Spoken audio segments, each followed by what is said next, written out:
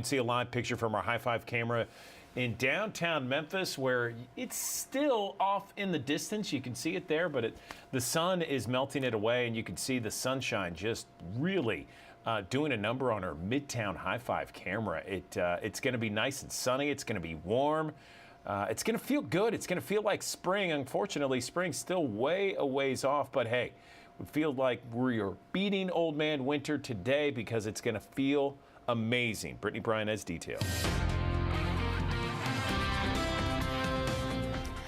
Good morning. We started off early with some fog. Now that that's starting to mix out, we have some sunshine here across the Mid-South. It's going to end up being a nice day. It is a little chilly this morning. Temperatures were in the 30s earlier, but by noon today we'll be up to 60 degrees. Partly cloudy, 65 at 3 o'clock. By 5 though, those clouds will continue to push in. So by the time we're headed home from work around 5:30, before the sun goes down, you'll notice that it's mostly cloudy, but we'll still be at 62 degrees even then upper 50s at 7 o'clock. Wind gusts today, 15 to 20 miles per hour, but those south winds that will start kicking up around noon will help bring in that warmer air. That's why we'll have temperatures in the 60s this afternoon. I'm forecasting 65 for a high in Memphis, so mid to upper 60s will be the norm here across the Mid-South today. Normally we're in the lower 50s, so we are seeing temperatures about 10 degrees above normal. Same with those low temperatures, about 20 degrees above normal tonight with clouds in place and that south wind that I was talking about. Your low is only around 51 degrees tonight.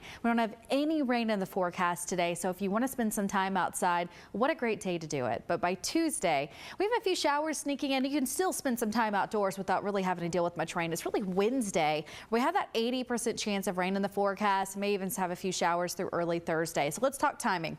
Here's 6 o'clock in the morning on Wednesday. There's that line of rain along a cold front starting to move in early in spots like Blytheville and Dyersburg, but the rest of us won't see any rain until late in the day. So at least here in Shelby County, your morning drives looks like it'll be dry on Wednesday, but by noon, heavy rain pushes into Forest City and Wynn and West Memphis, going up into Arlington and to the rest of West Tennessee, Tipton County, pouring there.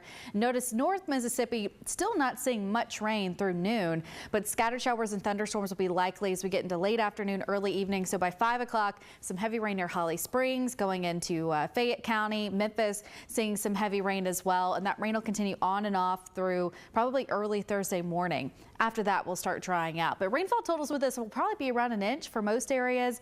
Could get as high as 1.5 inches. So I wouldn't be surprised if we ended up with an inch or more, especially if you get some of those downpours in West Tennessee and eastern Arkansas that I was showing you. Thankfully, this is just a rain event, so no winter weather, but we will see some thunderstorms. We're only looking at a 1 out of 5 for that severe weather threat, which means we likely will not see anything severe. Greatest chance is actually down to the south, closer to Jackson.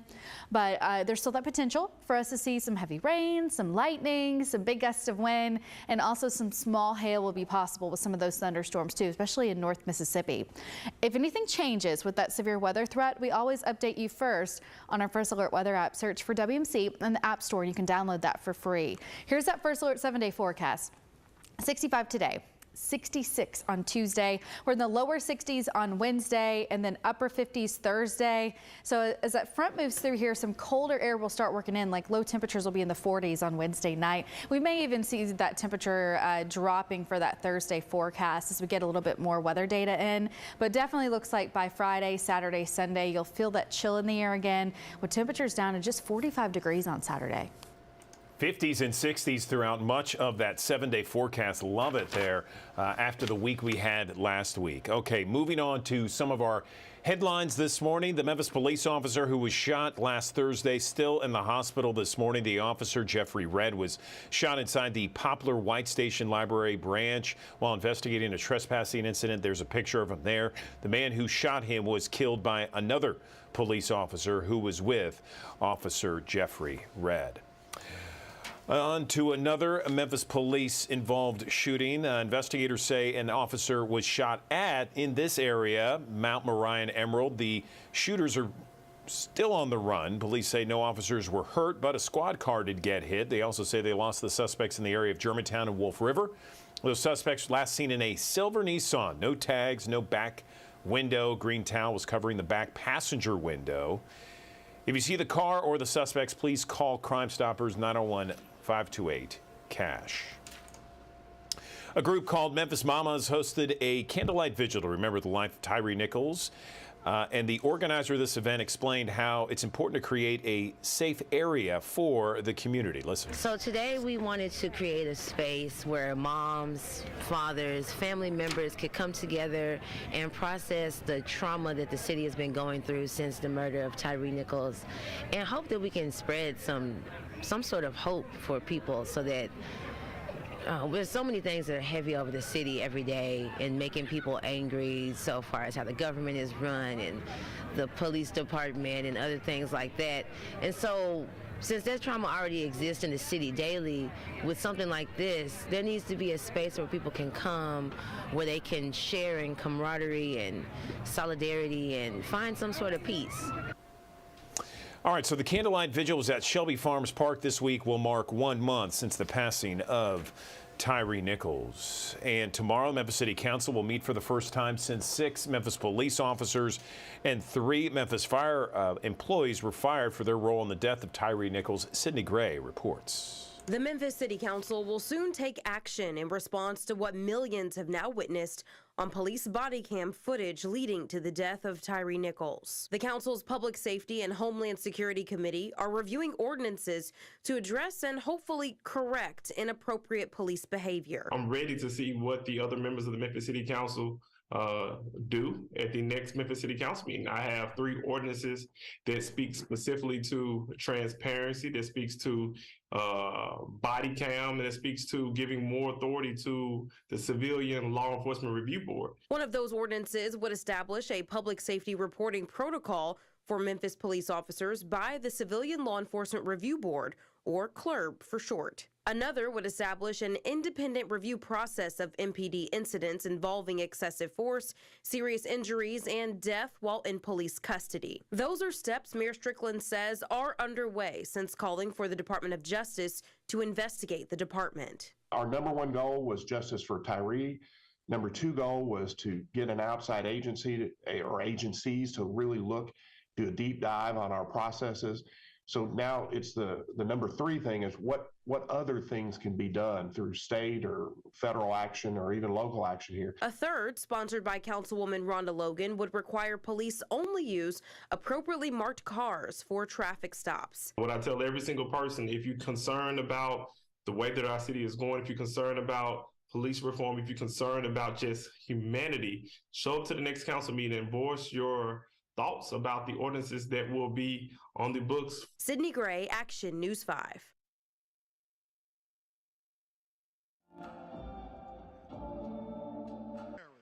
We got Hunter Dempster. We got Amber Sherman. We got L.J. Abraham.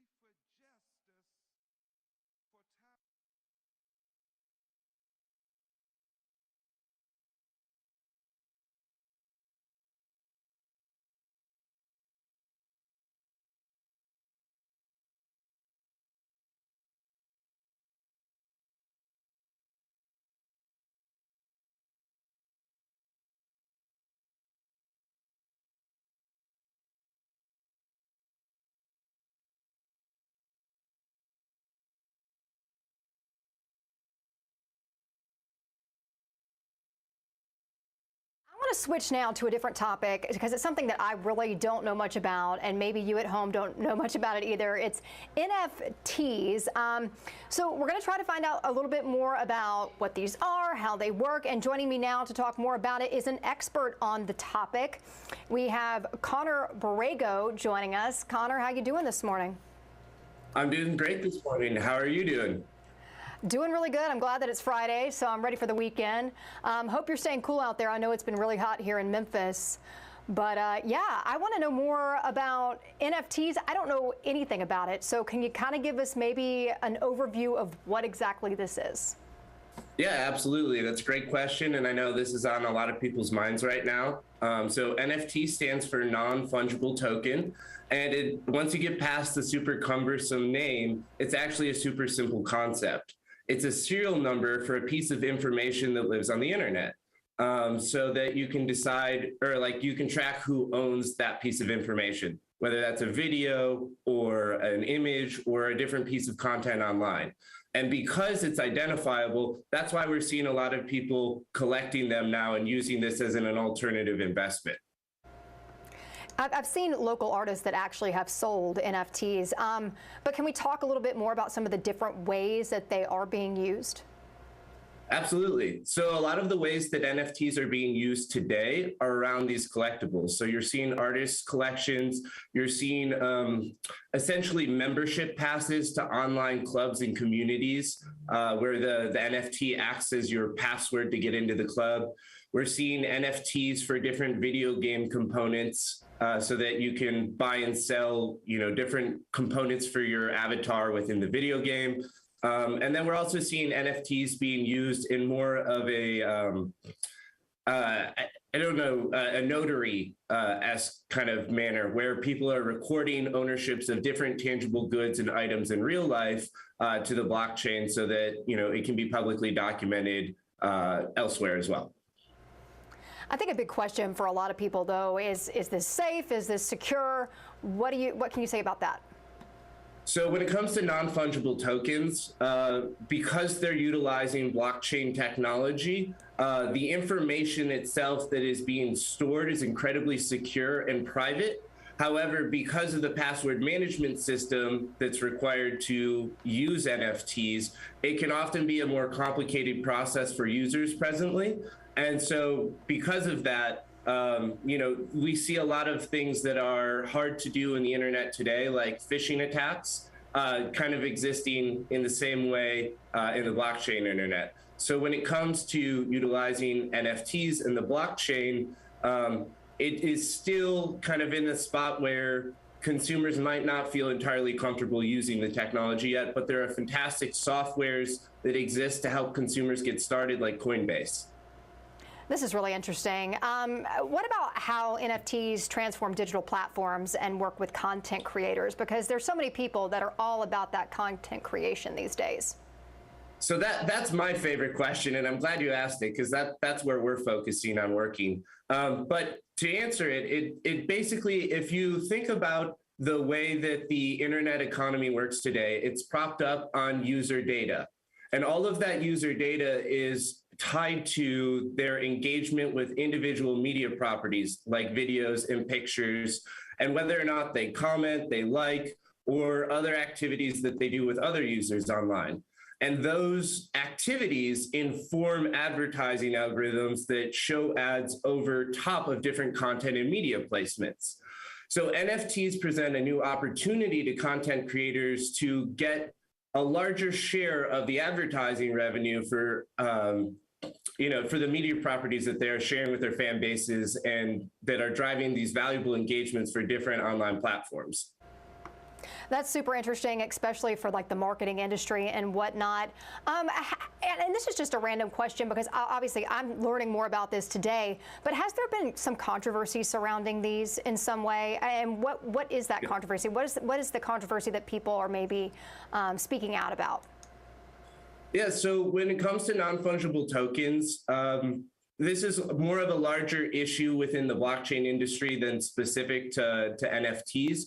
But because you can be entirely anonymous when you're buying and selling these things, oftentimes these NFT projects will be a form of kind of bringing communities together to solve a problem. And the creators of those projects are not always as genuine as their projects appear. And so they might take the funds and run away. And so that has happened several times to some very high profile projects. And I think that might be the controversy that you might be talking about. And, when it comes to bad actors in the space, you have to be very careful and do your due diligence when it comes to making decisions about different collectibles that you'd like to add to your portfolio. But one of the things that I always think that is super useful to know is look into the background of the people who are building these projects before you make any purchase. It's not a foolproof plan, but it is one of the many ways that you can keep yourself safe is actually knowing who the people are behind the various projects. And like you said, with anything, there's always going to be those bad actors. So NFTs, what about data privacy, ownership, monetization? I think you've touched a little bit on this, but can you elaborate a little bit more? Absolutely. So if you think about the way that the internet works today, which I know people might not be so familiar with because I have a very technical background, but it is centralized cloud server databases, which again, a lot of buzzwords there. But what that just means is that a handful of companies have all of the data that powers the internet in a handful of locations. And just because of that centralization issue, we see servers going down. Sometimes Netflix won't work. Sometimes Slack or Twitter won't load. And that's oftentimes because they're using like a cloud service like Amazon or Google. And not to say that there's anything wrong with those technologies, but this is one of those ways that we can remove essentially the storage of that data from their warehouses back into the user's hands. And by doing that, it also empowers the users to decide whether or not they share pieces of information with the rest of the internet. And if they do, like I was saying earlier, it could provide them a way to be cut in onto the monetary value of the breadcrumb trail of data that they're producing across the internet that we already know has value to the advertising industry, as well to other industries that rely on this data for economic forecasting. Super interesting, and I'm learning a lot, and I like the way that you explain it because it's in a way that's easy for people to understand. So Connor, before we let you go, anything else you want to hit on? We're very early in the space. There's a lot of people out there building right now. I think we're going to see some really strong projects come out of this. And I'm really excited for the next 6 to 18 months within the blockchain and NFT space. So stay tuned, I guess. Well, Connor Borrego, I appreciate you taking some time to talk more about this, help inform our viewers and myself. And you have a great rest of your morning. Enjoy your weekend, all right? You as well. Thank you so much for having me on. Okay, Andrew Douglas in the Action News 5 digital desk. It is cold, it is snowy and icy, and man, the bridges and overpasses are just a mess. You know, I asked some of my Facebook friends, what is the best way to get through the winter months because it's so gloomy outside? People that have seasonal affective disorder are just like, get me out of here. Well, one of the ways to get through all these winter and snow and cloudy and gloomy days is to think about spring and think about summer and think about all the festivals and hanging outside with people like Jennifer Chandler at the digital desk, because she has a great article that's up right now on commercialappeal.com. It's about all these great festivals that you can be a part of in the next few months. Right, Jennifer? Good morning. Right. I agree with you totally. When I wrote this story, I do this every year. I do a whole list of all the major food and wine and beer festivals that are coming to town.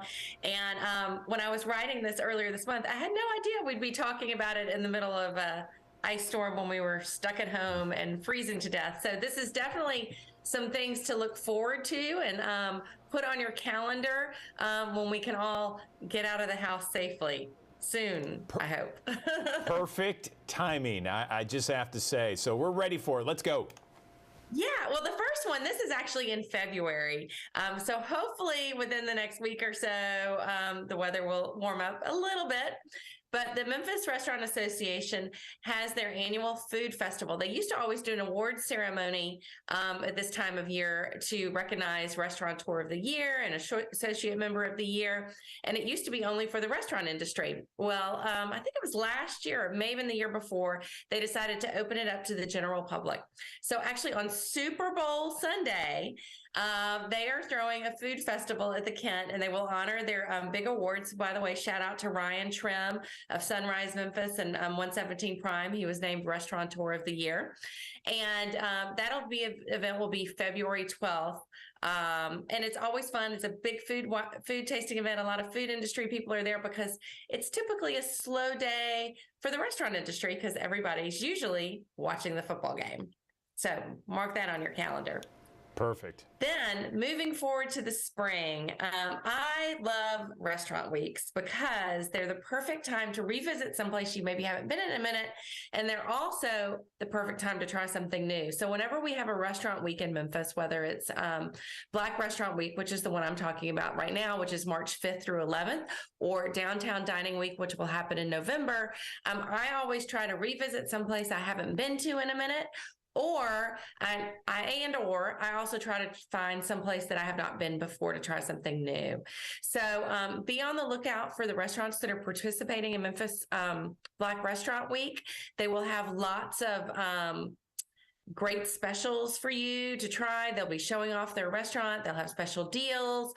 So definitely look forward to posts coming soon about Memphis Black Restaurant Week. Moving on, wine. If you like wine and you like friends, Vintage 901 needs to be on your calendar. Now, we haven't had a true Vintage 901 festival in a couple of years, and they've done kind of smaller versions of it, but it is coming back in full force this year. It's going to be April 22nd and 23rd, and this is a great wine tasting event that also has a lot of educational components. So you go and I've always done it with a bunch of girlfriends. It's in in an afternoon and on a Saturday, and we've gone to the wine tasting classes and learn more about rosés and things like that, plus get to taste all the wine, and there's always some good food. So it's a really fun community event centered around wine. And on the Sunday, they actually do a brunch, and I forget the exact name of it. It has a cute name. It has to do with bubbles and brunch or something like that. But basically, they do a champagne centered brunch on the Sunday of that weekend. So mark your calendars for Vintage 901. And I'm also a fan, in addition to wine, of crawfish. So Ragin' Cajun Crawfish Festival is back again this year, April 16th. Some say it's the official kickoff of the spring outdoor festival season. And it kind of is, because it's the first event that really happens outdoors in Memphis. And it is always, always so much fun. They say it's still happening where it normally does, which is kind of on the corner of Beale and Wagner. Of course, last time I drove by there, that was still like a construction zone. So I'm sure it will be somewhere downtown like that if for some reason they have to move and if their normal spot is not available. But for right now, they're planning on it being in their normal spot downtown. Moving on, Greek food, the Memphis Greek Festival is amazing. Andrew, do you participate in this event? Yes, so I'm a member of the church there, and so my kids, my wife, we're all there. We're all having a good time and dancing and singing and eating. Opa, Jennifer. Well, I am not Greek, but I love this festival. In fact, one of the times I did get to go to, I had participated in some of the workshops where they were preparing foods, like all the pastries in advance. And it's so much fun. I always joked. I said, can I be an honorary Greek person? But the food is absolutely incredible. This is a really great community event that brings in not only the Greek community, but all of Memphis. It's at the Greek Orthodox Church that's over there on Highland. And it is it's a one-day festival, and you can go and you can get great food. There is a drive-through. So if you don't want to go to the festival, you can still do this drive-through and pick up meals. Gosh, the spanakopita is so good, and the baklava, and it's 2 days. Sorry. 2 days, and it's Mother's Day weekend. So, May 12th is what I have written down. Is that correct? Is that Mother's Day? It is. It's that weekend, Mother's Day weekend. We call it the Greek Island on Highland. That's a great one. Well, that is always, always fun. And I love how it has a way that you can go and be part of the event. If you don't want to be the whole event, you can still do the drive-through for it. Okay, then the biggie for Memphis that everyone comes to, Memphis in May, World Championship Barbecue Cooking Contest, which I'm going to get in trouble for saying this. I still call it Barbecue Fest, is May 17th through 20. And it is going to be back on the river. Thank goodness, because I like this event anywhere it happens to be, because it's such a great event and there's so much great food and so many great people. But I do really feel like that the river is part of this event, at least for me, because one of my favorite things to do is go right before sunset and watch the sunset, and then go and visit my friends' booths and walk around and people watch. And so it is back on the river this year, May 17th through 20th. You know, I always think my favorite night to go, of course, I shouldn't say this because it's less crowded, is the Thursday night is my favorite night to go because everyone is all still having fun and it's not as crowded. Whereas on Friday night, everyone kind of gets down to business because the finals are on Saturday morning. So if you like barbecue and you like Greek food, you're probably also like me that you like Italian food. So the Memphis Italian Festival is on June 1st through 3rd this year. And basically it's kind of, I think they do their, if I remember correctly, they explained it to me once, but basically how their judging and their teams and everything work. It's almost like an Italian version of how the Memphis in May competition is set up. So teams have to come, they have to cook everything from scratch on site in their tent, just like at Barbecue Fest or Memphis in May World Championship Cooking Contest. And it's just a really cool event. They have lots of great music. This is located in East Memphis, kind of at Mendenhall and Park at Holy Rosary Church. It started out in their parking lot as a fundraiser for the church and its sports programs. And over the years, it's grown. It's taken over all of Marquette Park. It's a ton of fun. And especially it's more fun if you actually know somebody cooking. So it's the same thing like it is at Memphis in May. You kind of have to know someone to go into their tent, but you can obviously walk around and see all the action. But one of the things that's nice that this organization does is they do a tent where they have some of their top competing teams come and serve food. So you can taste some of these amazing Italian gravies, as they call them, made here in town. Moving on in the summer, there's two more I'm going to mention is Craft Food and Wine Festival is June 25th. This is an event that happens downtown at the Columns, which is kind of like at, I think that's 2nd and Union. And it is a really, really great event that Christina McCarter, who owns Feast and Graze and City Tasting Box, organized.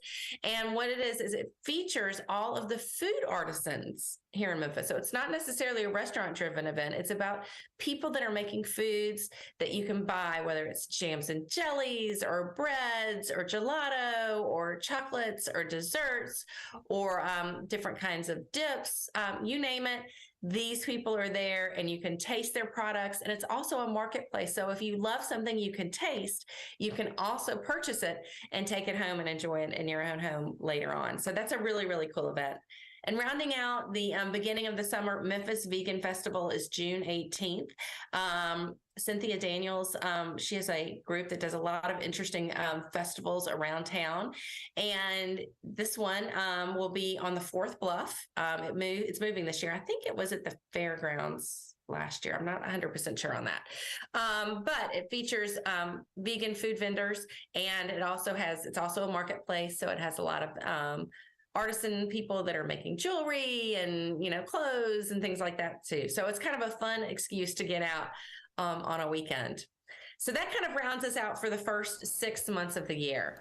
On my list, I have many, many more for the rest of the year, but we will talk about that later in the summer. But some of the things to look forward to coming in August are Dinner on Blanc and Hill Country Boucherie. Then you have in October, you have Memphis Food and Wine Festival, Cooper Young Beer Fest. In November, you have Grind City Coffee Expo. So if you want all the dates on all of those events, you can head over to commercialappeal.com and see what the dates are so you can block it out and say, I am not going out of town this weekend because I want to be here for this event. And I do have, ticket information and pricing and all of that listed on the story that I have up there. And I kind of refer to it throughout the year, the story. I'm glad it lives up in the world of, the internet, so that I can remind myself, oh, what's going on this month if I forgot to put something on my calendar. And then I can remind myself to go buy a ticket. Yes, absolutely. Jennifer Chandler, you hit on it perfectly. 18 Memphis food festivals you don't want to miss in the upcoming year of 2023. Perfect timing when we're dealing with all the ice and sleet and everything else we got going on this week and this and the last I was going to say, hop over there and dream about warmer weather and sitting out, outside somewhere in a spot all dressed in white and dinner en blanc, or being at Italian festival, dancing, or being at the Memphis Greek Festival and learning some, traditional dances and learning how to correctly say "opa." And having an adult beverage too, of course. All right, Jennifer Chandler, as always, we appreciate it. Thanks very much. Thanks.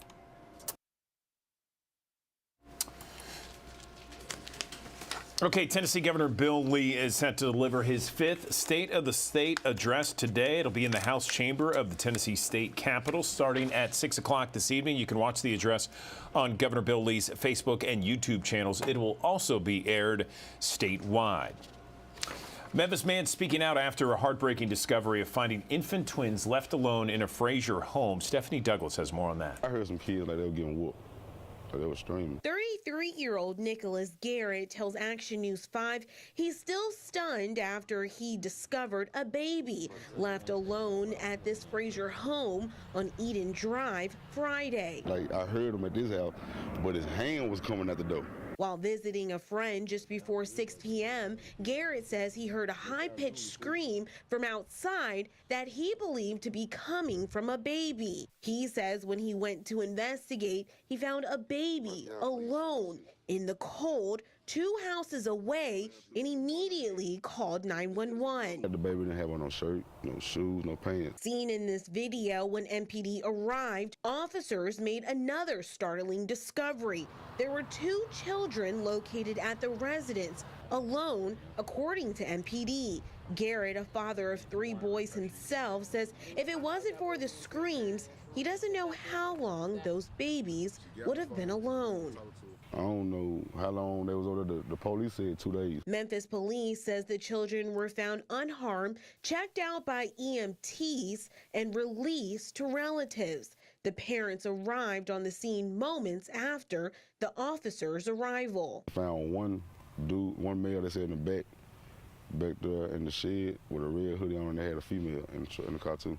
Concerned about the infant's well-being, posted the video on Facebook Saturday to locate the twins. Through the help of social media, Garrett found them and he says bought them anything they may have needed. We went to Walmart, Family Dollar. We got so much stuff for the baby, like both of them. MPD couldn't release if the parents are facing charges at this time, but MPD says officers did notify DCS of the incident.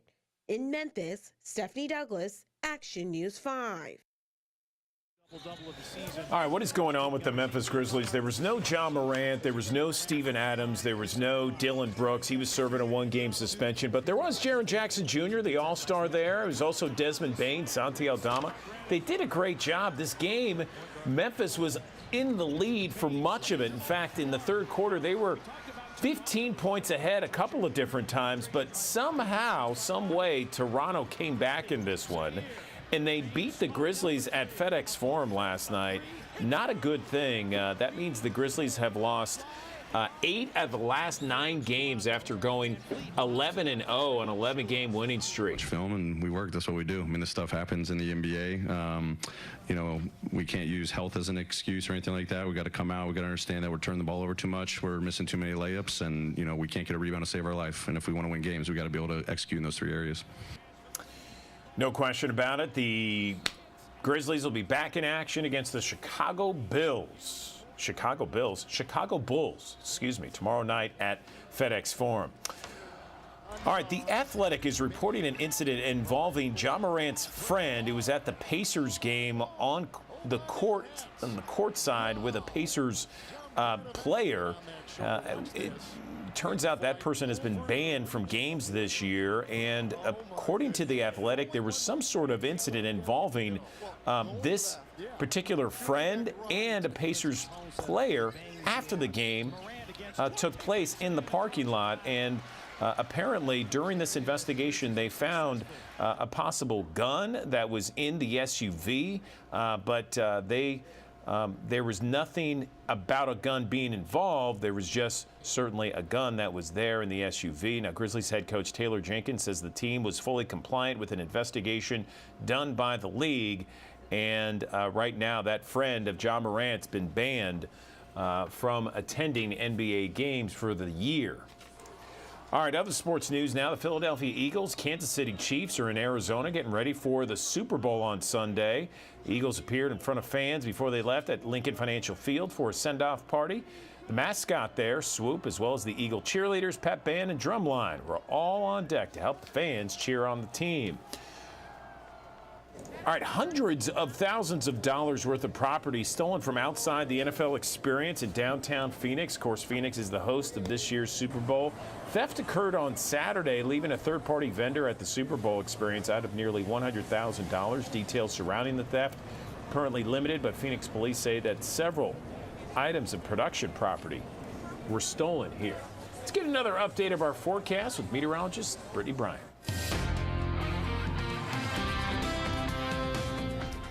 Good morning. We started off early with some fog. Now that that's starting to mix out, we have some sunshine here across the Mid-South. It's going to end up being a nice day. It is a little chilly this morning. Temperatures were in the 30s earlier, but by noon today we'll be up to 60 degrees. Partly cloudy, 65 at 3 o'clock. By 5, though, those clouds will continue to push in. So by the time we're headed home from work around 5:30, before the sun goes down, you'll notice that it's mostly cloudy, but we'll still be at 62 degrees even then upper 50s at 7 o'clock. Wind gusts today, 15 to 20 miles per hour, but those south winds that will start kicking up around noon will help bring in that warmer air. That's why we'll have temperatures in the 60s this afternoon. I'm forecasting 65 for a high in Memphis, so mid to upper 60s will be the norm here across the Mid-South today. Normally we're in the lower 50s, so we are seeing temperatures about 10 degrees above normal. Same with those low temperatures, about 20 degrees above normal tonight with clouds in place and that south wind that I was talking about. Your low is only around 51 degrees tonight. We don't have any rain in the forecast today, so if you want to spend some time outside,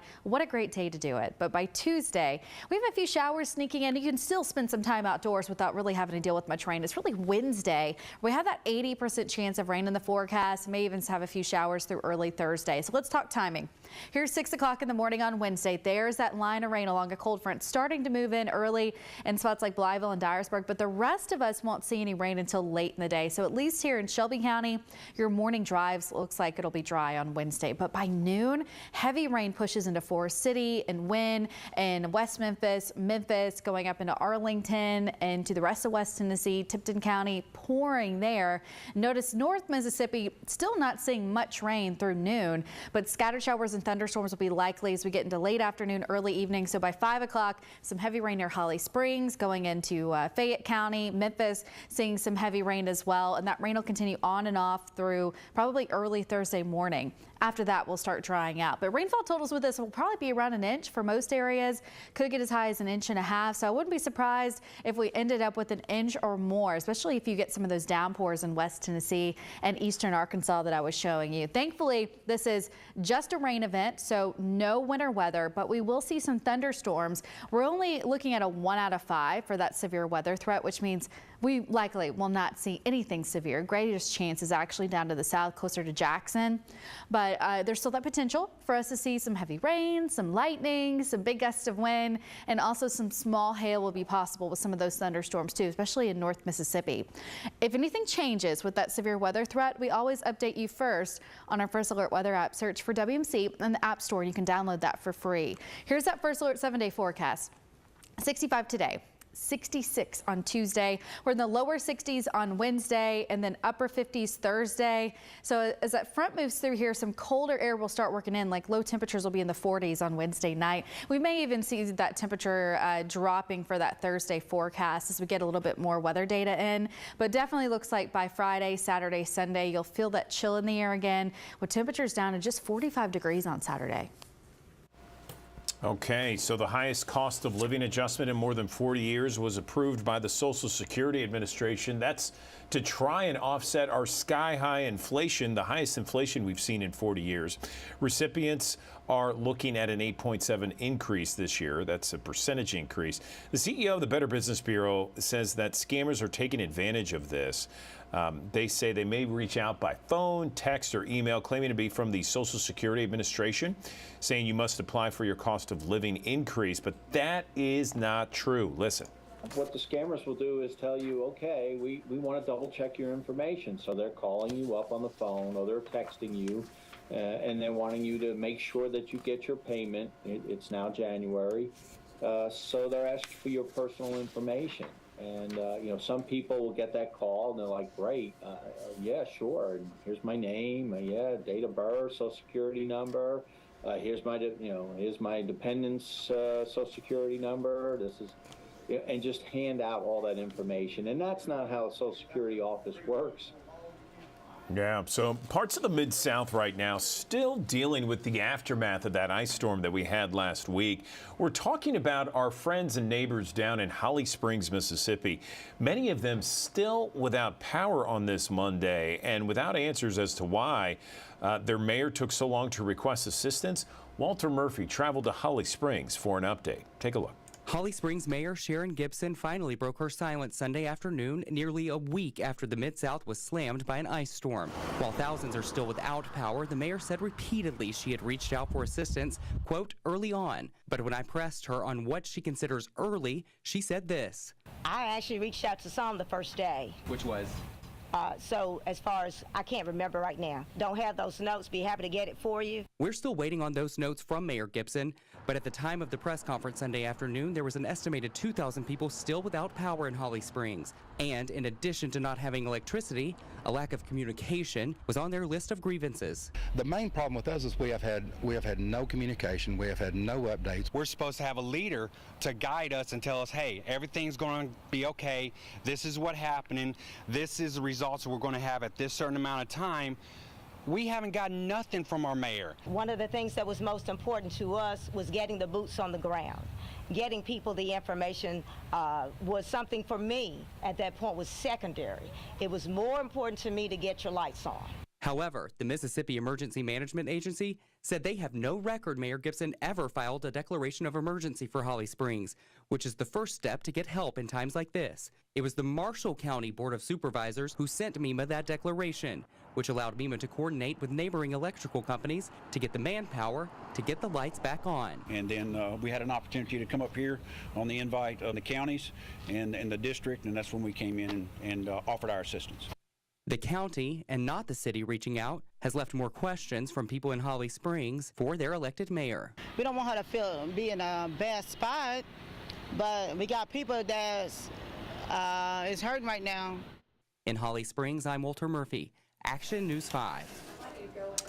The maker of the artificial tears lubricant eye drops is recalling the product due to possible contamination. This is what the packaging looks like. FDA warns that bacteria found in the eye drops could cause eye infections that lead to blindness. So far, 55 people have reported reactions. One person with a bloodstream infection died. All right, let's talk about a Best Life report here. 200,000 people will undergo surgery for a pacemaker. The biggest problem with traditional pacemakers is that the wires that send the electrical currents into the heart break or fail, but now there's a new type of pacemaker that may keep hearts going without using any of those wires at all. Check this out. How did you feel 6 months ago? How do you feel now? How did you feel last year? Or are you able to do the things that you used to do 6 months ago? The answers to these questions can reveal a lot. Sometimes it's age, sometimes it's not, and sometimes it's a sign you have a heart problem. Patients experience fatigue, tiredness, lightheadedness, dizziness, inability to, meet the needs of daily life. People with slower than normal heart rates may need a pacemaker that sends electrical impulses to shock the heart back into normal rhythm. Baptist Health electrophysiologist Venkata Sanji is leading a study using a new leadless or wireless pacemaker that's smaller than a AAA battery. Unlike traditional pacemakers, this new leadless pacemaker does not require a large incision in the chest. Instead, a catheter is used to insert it inside the heart. The advantage of this new technology is that there are two separate pacemakers that are implanted, one in the bottom chamber, one in the top chamber. The two devices wirelessly communicate with each other to restore a normal heart rhythm. They will find a remarkable improvement in their quality of life immediately. Another advantage of the system is that these are retrievable. With the existing FDA-approved devices, when it fails or needs to be replaced, the pacemaker is usually left inside and another one's put in beside it. So researchers hope to get final approval by the FDA soon. With Ways to Live Your Best Life, I'm Andrew Douglas, Action News 5.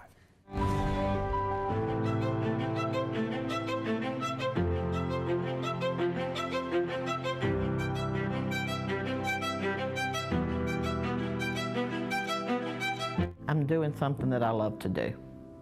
So am I, pure and simple. You don't do this for 26 years if you don't like it. This month's Mid-South Heroes are a pair of crossing guards with the Germantown Police Department who put on the uniform and a smile each and every day. Peggy Grammer has been a crossing guard for more than a decade, while her co-worker, Faye Lester, has been at it for over 25 years. These two are at their posts every morning and afternoon, dealing with traffic, parents, and weather. The worst part for me is lightning. I don't mind the rain. I don't mind the cold. I don't like the hot, but I do not like lightning. Do not. And I'm basically the same. The lightning really is the hardest part of standing out here. I can deal with the cars. Just keep the lightning away. I've actually been hit, not hard, by a car, but really, it's just all in a day's work. Faye and Peggy can be seen weekdays at area schools like Houston Middle, directing parent traffic, bus traffic, and their favorite part of the job, helping students cross busy streets. That's the draw. You just love the kids. Faye's the best. You don't do this job for the money or anything. You do this job for your love of the kids. And there's nothing like these babies. I mean, they're like our grandkids. They're ours, and I even have kids come back with their kids. So yeah, it's an awesome job, and that makes me feel happy that I make someone else happy. You see them every day. You know if they're having a bad day or whatever, you're going to know it because you're one of the first people that see them. These two heroes have a simple but important request. These kids' lives are important, and trying to get people to stop and let us get these kids safely across the street, some days it's all we can do. And if people would just take a moment to realize that these kids' lives are in really big danger, it would be nice. Just slow down just a little bit. You might get to where you're going 2 or 3 minutes later, but you're going to get there, and our kids are going to be safe. It's scary sometimes how close they come. Just have patience with us because we're doing the best we can, and sometimes it is in a difficult situation. And kindness always wins out. Congratulations, Faye and Peggy. You are this month's Mid-South Heroes. All right, people are living and working longer. In fact, workers age 65 and older are the fastest growing segment of the workforce. I bet you didn't know that. And a recent AARP research shows that 62% of workers aged 50 and older reported having seen or experienced age discrimination personally in the workplace. I want to bring in right now Bill Riviera. He's Senior Vice President for Litigation at AARP Foundation, and he's going to discuss how older workers can recognize and fight kind of age discrimination in both the hiring process and in the workplace. Bill, good morning. How are you? I'm great, Andrew. Thank you so much for having me. Appreciate you being here. What are some of the signs of age discrimination in the hiring process? Well, first, let me emphasize age discrimination, like other forms of discrimination, is wrong, and it is illegal at both the federal and state levels. And we see it from the beginning in the application process all the way through unlawful terminations based on age. So there are lots of potential signs for age discrimination in the application process. One that may or may not be illegal in your state is asking for your age, date of birth, or the year of graduation from high school or college right off the bat at the application stage or the interview stage. 60% of workers 50 and older in response to an AARP survey said that they were asked their age or for other age identifying information during the application or interview process. You'll also see things like maximum number of years of experience, no more than 7 years of experience, which obviously will have a detrimental impact on older workers as well.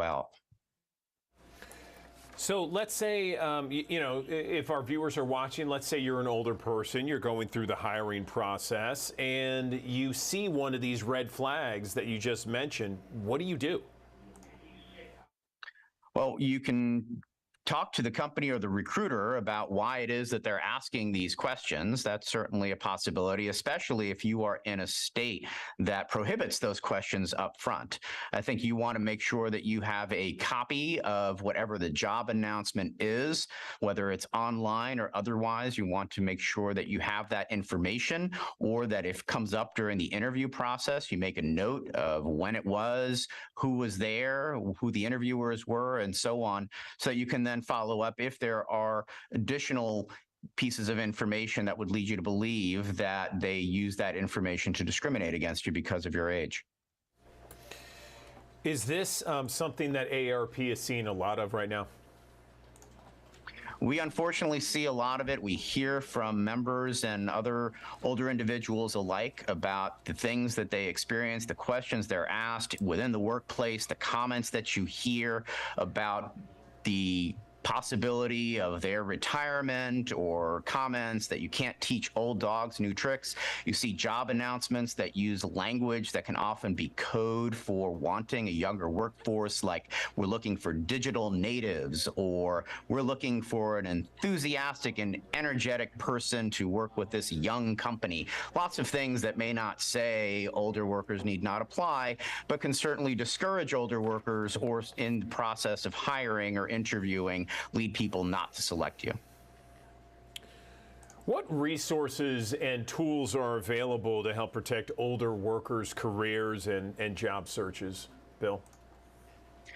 We have a free online career summit that AARP is hosting coming up this Thursday, September 29th. You can register for it at aarp.org/summit, and you'll have access to expert panels about the workforce, how best to position yourself. There will be tools and resources available to you. Again, that's available for free to AARP members and non-members alike. AARP Foundation, which is AARP's charitable affiliate, operates a program called Back to Work 50+ that offers free career coaching and workshops and other resources to help you prepare for the workforce, as well as AARP's job board and AARP's resume advisor, a great resource where for free, again, whether you're a member or not, you can send your resume and you will get it reviewed for comments to make it tighter and position you as well as you can be positioned with that resume for your next job. So let's say you're in this interview process and the interviewer says some things that immediately, it comes to mind that you're going to tip your hat to how old you are. What do you do without being so confrontational? Well, it's certainly important for you not to be confrontational during a job interview, but it is important for you to understand what it is that makes you stand out. So turn that question into your advantage. What is it about your experience, your age, your background that positions you to be successful in that? So you can try to turn around whatever it is that you think they may be getting at with respect to your age into how that can be applied plus for the company. And as I said before, when you're done with that interview, you want to document anything that struck you as particularly odd or offensive regarding your age that came up during that interview. Is there a place we can get some more information, perhaps online, that can just kind of give us maybe just bullet points on what we can do to make sure we are guided the proper way through the job selection process? Absolutely. There's a host of information and resources and links to other useful pieces of information at aarp.org/age discrimination, as well as aarpfoundation.org. Okay, Bill Riviera, Senior VP for Litigation at the AARP Foundation. We appreciate the information. Thanks very much. Great. Thank you for having me. Good morning, everyone. Andrew Douglas in the Action News 5 digital desk. We often associate acne breakouts with our teen years, but for so many Americans out there, breakouts aren't just a distant memory. In fact, acne is the most prevalent skin disease right now, affecting up to 80% of people at some point during their lives. Let's talk about acne, some of the causes, and what we can do to help ourselves with the one and only Dr. Pimple Popper. Dr. Sandra Lee, dermatologist, is with us here on the Action News 5 digital desk. Dr. Lee, thanks so much for joining us. How are you? I'm fine. How are you guys? We are doing well, thank you very much. So, so tell us, what is the cause of acne primarily? Well, acne is caused by oily skin or sebum that builds up in our pores, and sebum is really largely controlled by hormones. So really, that's really what causes everything. You know, hormones are also called androgens. These increase and decrease throughout our lifetime, so they fluctuate. And so when they are higher, like during teenage years, that's when you have more acne breakouts.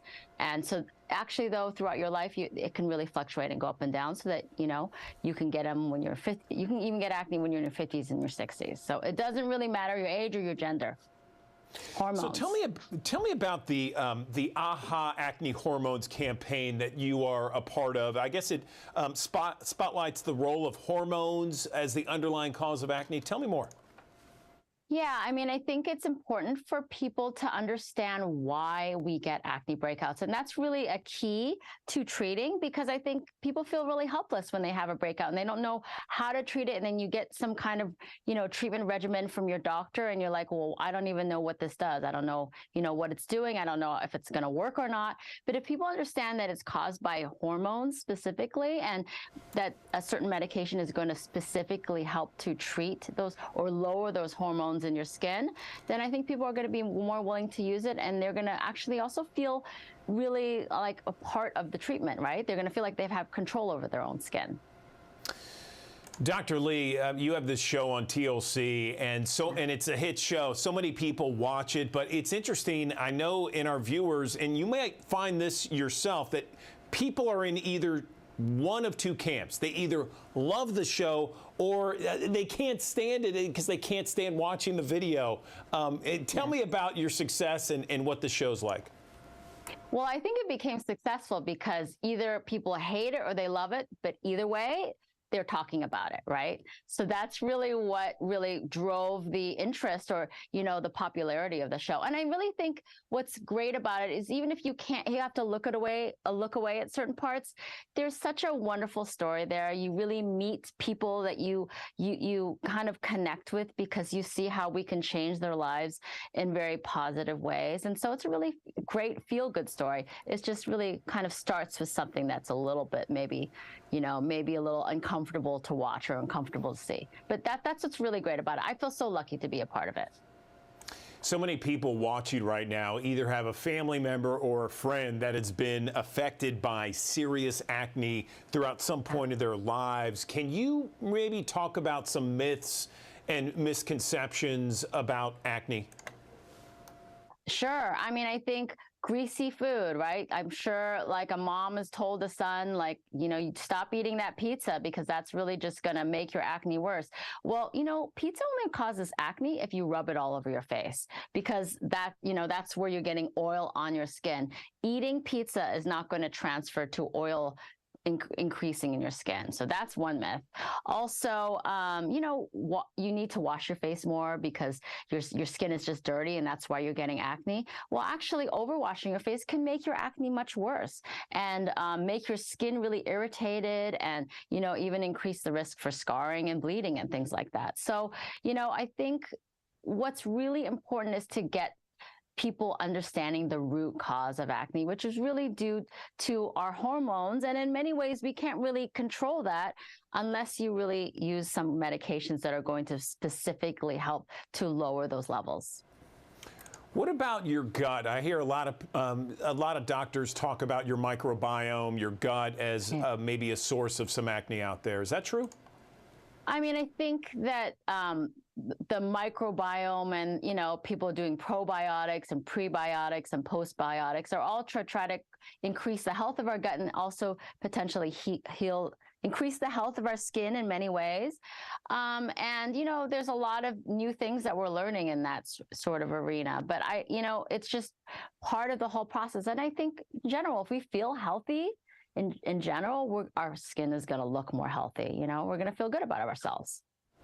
If you had to maybe give 3 headlines of the best things for teenagers and adults to do in order to maintain a clean, healthy skin without acne, what would you tell them? I would say make sure to address your skin if it is oily, because the oiliness is really what is a key promoter for acne.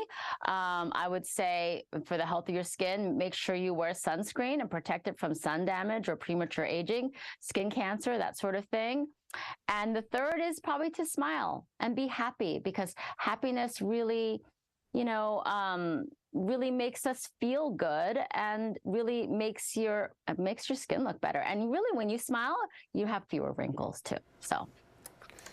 Quickly, where can people get more information from you with regards to the campaign that you're on and acne health overall? Yes, there's a website, acnehormones.com. Awesome. All right, Dr. Sandra Lee, Dr. Pimple Popper, thanks so much for joining us on the Action News 5 Digital Desk. We appreciate your info. Thank you.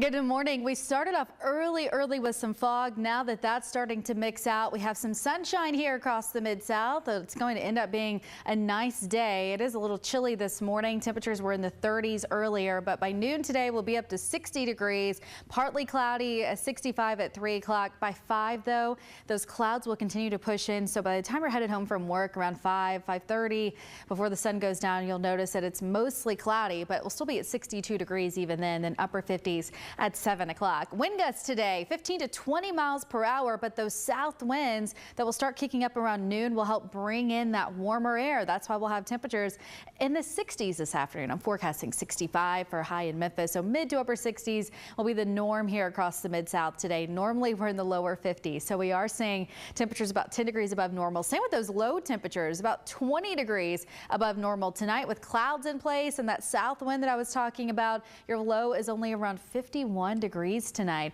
We don't have any rain in the forecast today, so if you want to spend some time outside, what a great day to do it. But by Tuesday, we have a few showers sneaking in. You can still spend some time outdoors without really having to deal with much rain. It's really Wednesday. We have that 80% chance of rain in the forecast. May even have a few showers through early Thursday. So let's talk timing.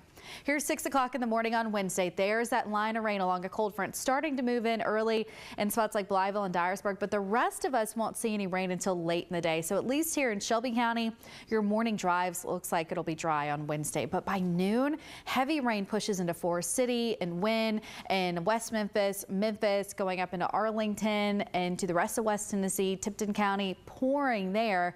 Notice North Mississippi still not seeing much rain through noon, but scattered showers and thunderstorms will be likely as we get into late afternoon, early evening. So by 5 o'clock, some heavy rain near Holly Springs, going into Fayette County, Memphis, seeing some heavy rain as well, and that rain will continue on and off through probably early Thursday morning. After that, we'll start drying out. But rainfall totals with this will probably be around an inch for most areas.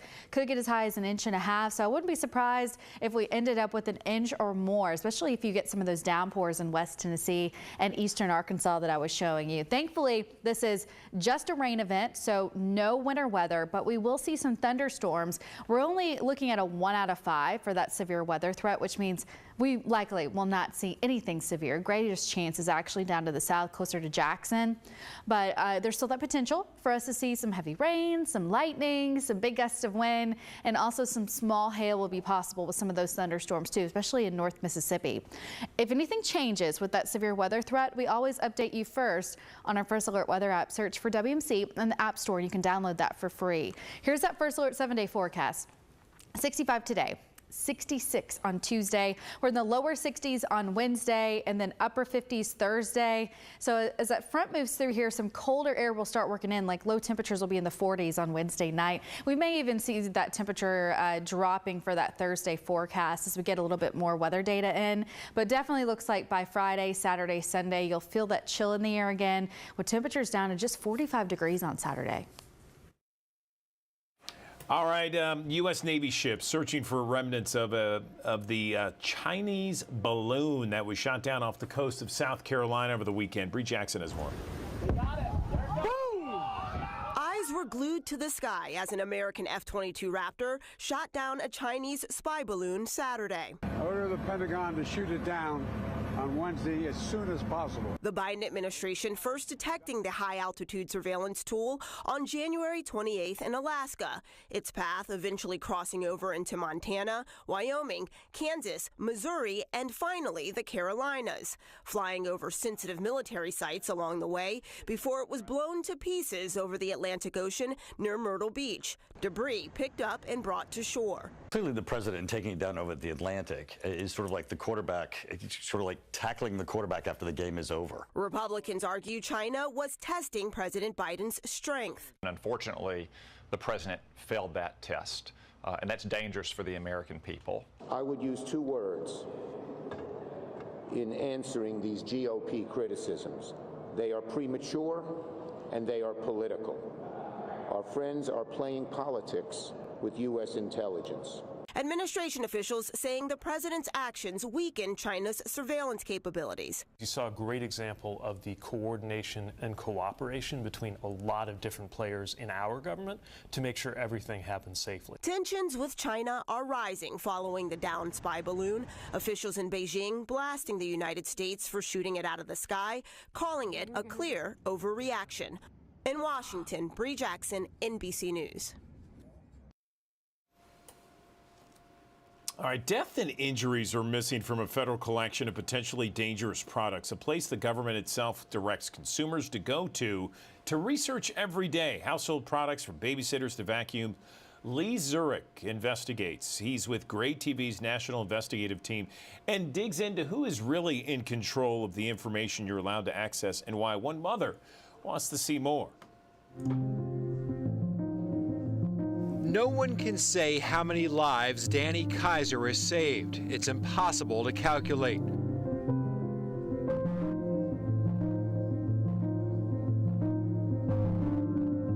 You think you've saved some lives? Well, I hope so. I mean, if we haven't saved lives, then transparency and information doesn't matter at all. Danny was just 17 months old when his mother, Linda Ginzel, dropped him off at a state-licensed daycare.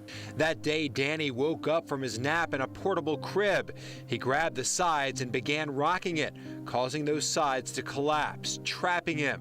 He went to the hospital but couldn't be saved.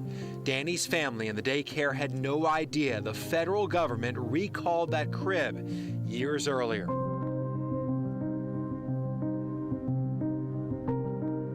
There was a defective product that the government knew it was defective, the manufacturer knew it was defective, daycare didn't know, we didn't know. But it wasn't an accident. It wasn't an accident, and it could have been known, and Danny would be alive today. Linda and her husband made their life a mission to expose and improve the country's weak consumer protection laws. They formed the nonprofit Kids in Danger. We just thought, We have to do this. We can't let this happen to anybody else. Kids in Danger and Danny have saved lives because of a 2008 law, the Consumer Product Safety Improvement Act, known as Danny's Law, meant to fix the problems. And it has in some ways, like new mandatory and design safety standards for infant and toddler products, and new rules for recalls to make them more readily known. But many flaws remain. The law created a website, saferproducts.gov, the place where the government tells the public it can file complaints and see recalls to protect your family and see if a product is unsafe before you buy. But our national investigative team discovered that the website doesn't reveal the real dangers. There's so much more that could be done to give us a full, robust database of injury data so that we could prevent future injuries. That's because it only includes reports filed by the public with the Consumer Product Safety Commission, but it doesn't include any report the CPSC decides doesn't have enough information or complaints made to the manufacturers. To give you an idea of what's left out of the public database, we analyzed the saferproducts.gov website for information on 429 recalled products that had issues where consumers have died or have been injured. Through official recall notices, we know the federal government has linked those 429 products to 62 deaths. But a consumer searching this website would only be notified of 13 of those deaths. It shouldn't be up to the businesses to tell us what we need to know about their unsafe products. Linda Ginzel knows their push for more transparency has made a difference and saved lives because consumers have more information than they would have 15 years ago. But she wants to see even more. It's something. It's more than what we had before, and what we have to do is just keep chipping. You know, it's a marathon. This isn't a sprint.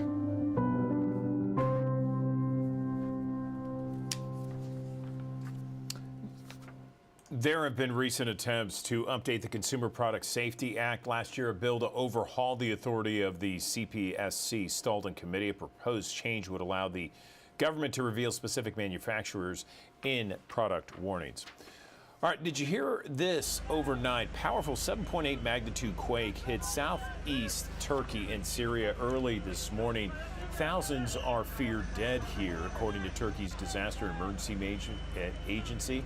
The overall death toll still being updated. Rescue workers, residents searching for survivors underneath the buildings of all that rubble. Okay, artificial intelligence slowly creeping into its almost every part of our lives, and now it's set to revolutionize the healthcare industry. In one hospital, AI is not only monitoring patients, but may soon be able to diagnose them. Dr. John Torres takes us inside what could be the hospital room of the future. Okay. Michael Dieter has been awaiting a lung transplant at the University of Florida Health Center since December. I'm what you call high flow air, and because of that, I can't sustain myself at home. A dedicated team of doctors and nurses attend to him day and night. But that's not all. That's okay. Sensors and cameras track Dieter's every move in this smart intensive care unit, from vital signs to facial expressions and everything in between. Every place in this room will sensing something about you. Is this enough light? Is this enough noise? Are you okay?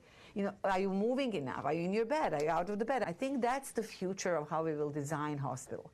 More than 350 gigabytes of information per patient goes into a central computer, where artificial intelligence then processes the data. We could look at the patient and go, they're moving a lot. There's something going on there, or their face has a certain grimace to it that they normally don't have. Is it possible that it could tell you before I even know that I'm having problems? Yes, 100%. We will be able to decipher complex features, complex emotions like agitation or hunger. Funded by the National Institutes of Health, the high-tech experiment enters its third year. Researchers are still teaching the technology what certain actions like sitting and standing might indicate. The hope that AI will soon be able to provide real-time healthcare recommendations. Nurses, doctors, we spend a considerable amount of time paperwork, translating the data we get. You will actually have representation of the data in a way that you as a human can just understand and action. But will this new technology replace the need for humans in the hospital altogether? They are very simplistic models compared to what our brains are doing. And I don't think that we should be worried about humans being replaced anytime soon. This technology does take big burden off the physicians and nurses and provide them time to actually engage what we are here for, taking care of the patients. A new holistic approach to healthcare where humans and computers work hand in hand. Dr. John Torres, NBC News, Gainesville, Florida.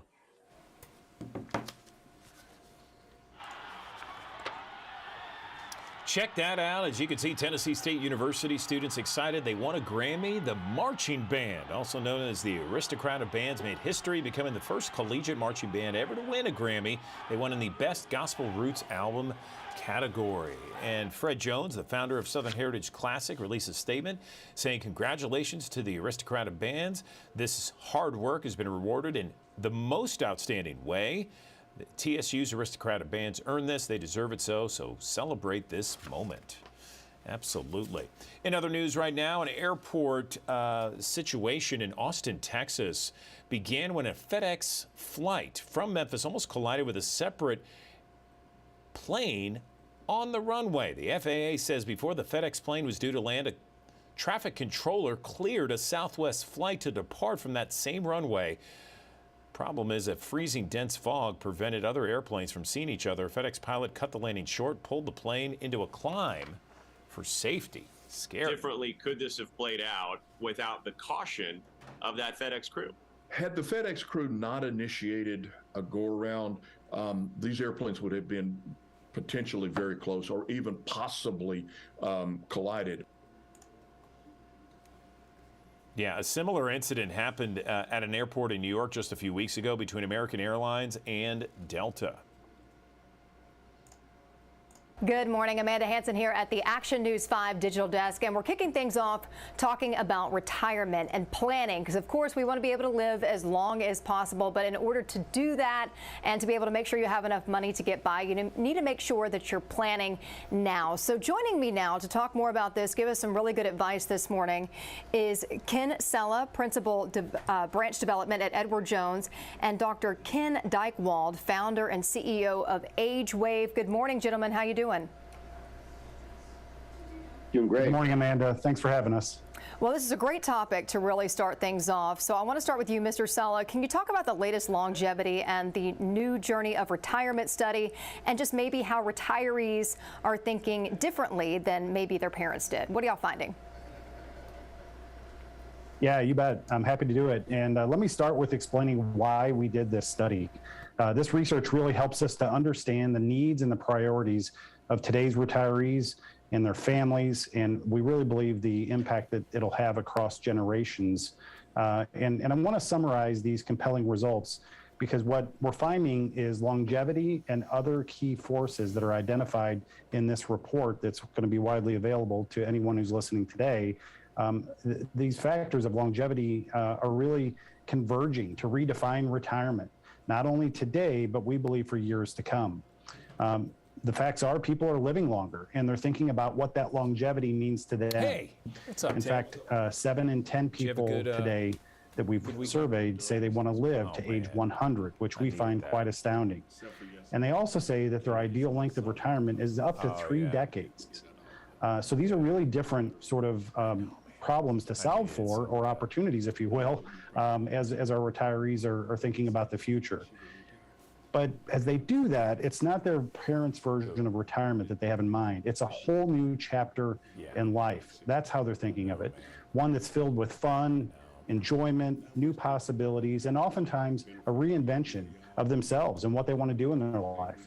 And oftentimes they're inspired by celebrities and other people who are out there in society today making contributions well into their 70s and really having a positive impact, living their purpose. Our retirees today see that, and they want more for themselves. And I'm one of those people. I want more for myself too, and to be able to make the most of my retirement. So Dr. Dykewald, I want to bring you in now. Can you tell us about the 4 stages of retirement a little bit more? Sure. One of the advantages of surveying 11,000 people from all walks of life is you can get a bit of a portrait as to what's taking place in people's lives. And what we saw was that people were kind of gliding into retirement with some bumps, but also they find a way to make it smooth. There's a period we've named anticipation. It's the 10 years before retirement. Folks are busy with their families. They're still working hard at their jobs, but they're beginning to think about, wow, what am I going to do? What am I going to make of myself when my time comes where I'm no longer working? And then the first couple of years into retirement, we've named liberation and disorientation. And what we see is that on the one hand, people feel free.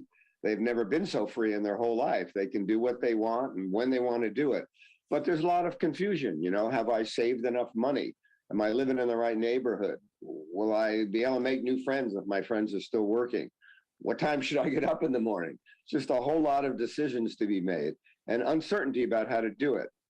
And third is a big 15-year period that we've named reinvention, when people kind of get in the groove of retirement and they find good role models and they develop new purpose and they find things to do to keep themselves both occupied and feeling that they've got purpose in their lives throughout. And then as folks reach around 80, there's a fourth stage that we've named reflection and resolution. And folks become very concerned about leaving a legacy and who they were in this life and how they can do the best for their families and their communities in the years they've got left. Very interesting to hear more about that. I want to stick with you though. What are the 5 habits of highly successful retirees? Right. Well, you asked a great question because normally we think of retirees as falling down and can't get up. Our TV shows and commercials tend to portray older people in very negative ways because there's a drug or a product that we think they might need. But in truth, we studied successful retirees as a part of this study. What are they doing different? What can we learn from them, whether we're 25 or 65? What are some of the messages we can take? Number one, they take really great care of their health. It doesn't work if you don't take care of your health and you want to live a long life. Secondly, they're socially engaged. And we've learned, especially during these last few years of COVID, that isolation is good for no one. Social engagement. Third, they've got a clear sense of purpose. They know what matters to them. And they might have had to create a brand new purpose in their retirement years, maybe even a better one. Maybe they want to get involved with their church, or they want to play piano in a jazz band, or they want to be helpful over at the local school. Fourth, very mindful of their finances and how to best manage their finances over a lifetime. And for most, it's not a do-it-yourself project. The most successful retirees use a financial advisor to help them make smart choices along the way. And last, they're willing to course correct and make adjustments if life throws them curveballs. So they've got some flexibility that they put into their game plan. A lot of good information there. And one thing that I think is interesting too, that I've noticed just from some of the interviews that we've done here at the Digital Desk, is that with inflation and a lot of things happening right now, there's a lot of retirees that are going back and maybe taking a part-time job and whatnot, which is good to kind of keep you busy. Is that something that maybe you've seen some as well, or can you speak on that at all? Yeah, absolutely. We're seeing people in these retirement years pivot in a lot of different ways. Many are going back to work. Many are going back and examining their current plan and determining what their spending rate is and whether or not that's still appropriate in this time. So there are several adjustments, and I think that's part of what Ken said. The fifth habit is really course correcting as things change. And what we know about the economic cycle and about society in general is there are cycles, things go up and down, and being nimble and working with an advisor is one way to get through to a very successful retirement. Let me add something. 59% of the pre-retirees in our study said they wanted to work a bit in their retirement. They just didn't want to work full time, and they might even like to try a new job. Maybe they've been a bookkeeper and now they want to be an entrepreneur. But if you're going to live an 80, 90, or 100-year life, stopping work in your early 60s may be too soon. Now, Mr. Sella, I want to get back to you. So let's talk about planning. What advice do you have for people that they could take away right now when it comes to that early planning for retirement? Yeah, you've got it. It's early planning and it's holistic planning. what we've really found is that most successful retirees really plan across all 4 pillars of retirement. They plan for their health situation, not only the cost of healthcare, but how to have a healthy lifestyle in retirement. They plan for how they're going to engage with family and friends and put them first and make sure ultimately they're not a burden on their family. The third thing they do is they plan for who they are in this next chapter in life. What is their purpose? And that's the third pillar. And finally, they plan for how to have a financial situation that can support those first 3 things: their health, their family, and their purpose. And oftentimes what we see with successful retirees is they started saving earlier in life and maximizing those savings throughout their high income and earnings years. They stayed the course with staying out of debt as best they could throughout retirement. And they avoid early withdrawals from retirement accounts. So those are some actions everyone can take, whether you're retired or not. And we believe we can help new retirees aspire to a successful retirement by showcasing other people who have already retired, who have been very successful, that are currently active in their community, engaged with other people and connected with friends and family, living a purposeful life and making a positive impact. These kinds of healthy habits are ones we can learn from others on. And oftentimes one of the things we'll see is that when retirees communicate their goals with their family members, that level of accountability and clarity is very helpful. Ultimately, it comes down to retirees finding their passion and then pursuing that passion and interest in a way that helps them really to achieve ultimately their purpose and what they were built to do. So many good takeaways here. Where can people go if they want to get a little bit more information about what we talked about today? You bet. We've made this information widely available, and all you have to do is go to edwardjones.com/new retirement. Well, gentlemen, I thank you both for your time today, and y'all have a good one, all right? Thank you. Thanks so much, Amanda. Good morning, everyone. Andrew Douglas here in the Action News 5 Digital Desk. There is so much that need to be considered when someone goes for surgery. In fact, there's a little checklist you should develop in order to get ready for any kind of surgery. I'm joined now by Joanne Evans. She's Clinical Director of the Perioperative Services for Methodist South Hospital. Joanne, good morning. How are you? Good morning. I am well, and how are you? I'm doing well, Joanne. It's nice to hear your voice. Let's talk a little bit about some of the things that people need to consider when they are about to go into surgery. Yes, so whenever you're thinking about having any type of surgery, you should always prepare your body as well as your mind for surgery. And the best way to prepare your body for surgery is you should drink clear liquids. Drinking clear liquids prevents dehydration, it improves energy, and it makes pain easier to manage. Also, you should consume enough protein for your muscles and fiber for your digestive system. If you are a smoker, you should stop smoking. Smoking prevents the body from healing. Also, you should get those muscles moving, exercise. Exercising stabilizes the pain, it makes the heart stronger, and it also helps you to walk better after surgery. And the biggest part of it is after surgery, you're discharged faster and you have a speedy recovery from surgery. That's some great advice, Joanne. I really like that. Just kind of a checklist there. Clear liquids, protein, exercise, that sort of thing. Okay, so you've talked about the body. What about the mind, preparing the mind for surgery? The mind works with the body. You cannot have the body ready if you are not mentally ready for the surgery. So some ways to prepare your mind for surgery is to practice relaxation, perform deep breathing exercises. Always think positive about your surgery. Do not listen to those horrible surgery stories from family or friends. Another thing is to share your questions and concerns with your surgeon and the operating team.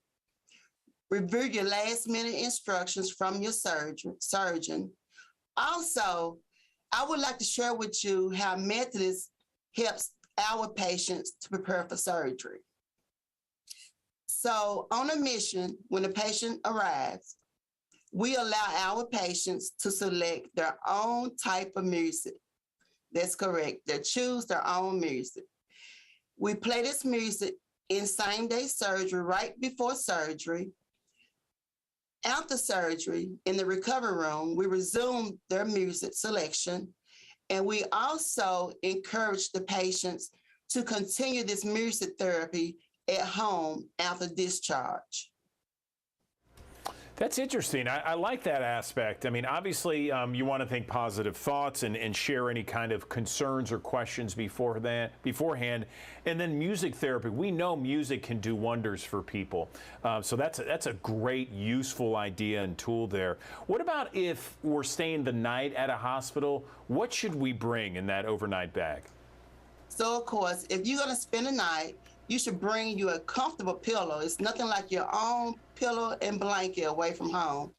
Also, bring your cell phone, bring your chargers, your laptop, your iPad. Make sure you're staying connected with your loved ones while you're here at the hospital. If you have any legal documents, such as power of attorney or a living will, bring those items with you as well. Bring comfortable clothes and shoes, because we will have you up ambulating through the hallway. Okay, what about for those people that are going home the same day? How can we prepare our house or perhaps the patient's spouse? How can they prepare when that patient comes home? Yes, so if you're going home on the same day of surgery, please make sure that you have a clear walking path. You do not need to fall after your surgery. Also, have items within reach.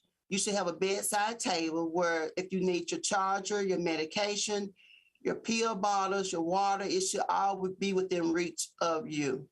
Also, make sure your home is free of any dust, germs, or bacteria. The common goal is to recover quickly without having a surgical site infection. My understanding is that you had a lunch and learn with this specific topic in mind. What kind of response did you get from it? What were some of the questions that people had the most? So, the music therapy was the biggest hit. Some of the people wanted to know, how did it work? How was the music played, the selection? Another question I had was about the body weight, the BMI. You know, if your BMI is greater than 30, healing and recovery kind of slows down because of the obesity. The healthier you are, the more physical you are, the better outcome you have after surgery. All good advice there, Joanne. Anything else you'd like to share before we let you go? The only thing is, the most important part about surgery is be honest about your health status with the surgeon and the surgery team. We need to know everything about your body before you have your surgery. The ultimate goal for surgery is an uneventful surgery. Okay, well, Joanne Evans, we appreciate your time. Thanks so very much. It's been very helpful. I really enjoyed you and some of the pointers you're giving to people to prepare for surgery. Thanks very much. Well, thank you for having me.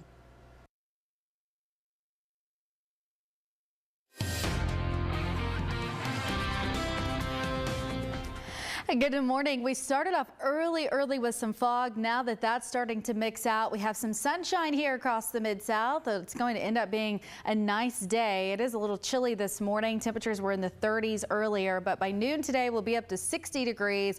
Partly cloudy, 65 at 3 o'clock. By 5 though, those clouds will continue to push in. So by the time we're headed home from work around 5:30, before the sun goes down, you'll notice that it's mostly cloudy, but we'll still be at 62 degrees even then upper 50s at 7 o'clock. Wind gusts today 15 to 20 miles per hour, but those south winds that will start kicking up around noon will help bring in that warmer air. That's why we'll have temperatures in the 60s this afternoon. I'm forecasting 65 for a high in Memphis, so mid to upper 60s will be the norm here across the Mid-South today. Normally we're in the lower 50s, so we are seeing temperatures about 10 degrees above normal. Same with those low temperatures, about 20 degrees above normal tonight with clouds in place and that south wind that I was talking about. Your low is only around 51 degrees tonight. We don't have any rain in the forecast today, so if you want to spend some time outside, what a great day to do it. But by Tuesday, we have a few showers sneaking in. You can still spend some time outdoors without really having to deal with much rain. It's really Wednesday. We have that 80% chance of rain in the forecast. May even have a few showers through early Thursday. So let's talk timing. Here's 6 o'clock in the morning on Wednesday. There's that line of rain along a cold front starting to move in early in spots like Blytheville and Dyersburg, but the rest of us won't see any rain until late in the day. So at least here in Shelby County, your morning drives looks like it'll be dry on Wednesday. But by noon, heavy rain pushes into Forest City and Wynne and West Memphis, going up into Arlington and to the rest of West Tennessee, Tipton County, pouring there. Notice North Mississippi still not seeing much rain through noon, but scattered showers and thunderstorms will be likely as we get into late afternoon, early evening. So by 5 o'clock, some heavy rain near Holly Springs, going into Fayette County, Memphis, seeing some heavy rain as well. And that rain will continue on and off through probably early Thursday morning. After that, we'll start drying out. But rainfall totals with this will probably be around an inch for most areas. Could get as high as 1.5 inches. So I wouldn't be surprised if we ended up with an inch or more, especially if you get some of those downpours in West Tennessee and eastern Arkansas that I was showing you. Thankfully, this is just a rain event, so no winter weather, but we will see some thunderstorms. We're only looking at a 1 out of 5 for that severe weather threat, which means we likely will not see anything severe. Greatest chance is actually down to the south, closer to Jackson. But there's still that potential for us to see some heavy rain, some lightning, some big gusts of wind, and also some small hail will be possible with some of those thunderstorms too, especially in North Mississippi. If anything changes with that severe weather threat, we always update you first on our First Alert Weather app. Search for WMC in the App Store, and you can download that for free. Here's that First Alert 7-day forecast. 65 today.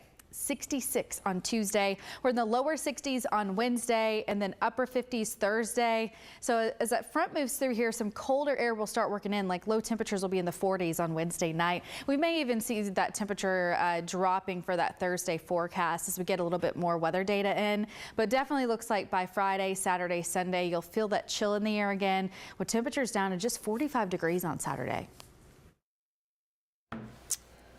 Okay, I want to go right now to a news conference that this is down in Atlanta. This is some of the family of an activist that was killed in a clash with various police. This is the family of an activist who was shot and killed by law enforcement agents last month. This was during a clearing operation at the site of a future police and fire training center in Atlanta. And so Manuel Esteban Terran was 26 years old and was shot and killed during the operation after reportedly firing at law enforcement. A Georgia State Patrol trooper was also shot in this incident. So you had a patrol trooper that was shot in this incident, and you had this protester that was shot. So this is a news conference with regards to the family of that protester and the attorneys involved. Let's take a listen for a moment. We're here today because we need facts. Who can be trusted by the family and its attorneys to do this investigation? Well, we'll learn it when we see it. We're not in charge of that. It's a fair question, but of course we can't know the answer to that. I wouldn't name a person. It's straightforward enough to have another prosecutor in charge of the investigation. Well, excuse me, reviewing the investigation done by the GBI. I have no doubt that they'll continue to remain in charge of it, regardless of what prosecuting authority they submit their report to. So you would be confident in the GBI's findings? We have to know what the findings are. It is not inconsistent with the history of my work with the GBI that there are some matters about which they can make a mistake. So I'm not going to opine that we would trust what the outcome of their investigation will be. We have to see it. But in the meantime, we believe that has to run its course, and we believe that the family is entitled to have the information as it's available to come from them. Yes, with the GBI, whoever they have to designate to do it. We don't expect the director to meet with us, but we certainly expect that out of just the... All right, so that's the attorney of the family of the activist who was shot and killed by law enforcement in the Atlanta area. So we'll continue to follow that. We'll bring you updates as we get them with regards to this issue. Right now, we want to turn to the Tyre Nichols death investigation that's created kind of a new focus on how law enforcement is trained, and it's coming from the Shelby County Commission. They're going to meet later today and discuss at least 2 resolutions in response to the death of Tyre Nichols.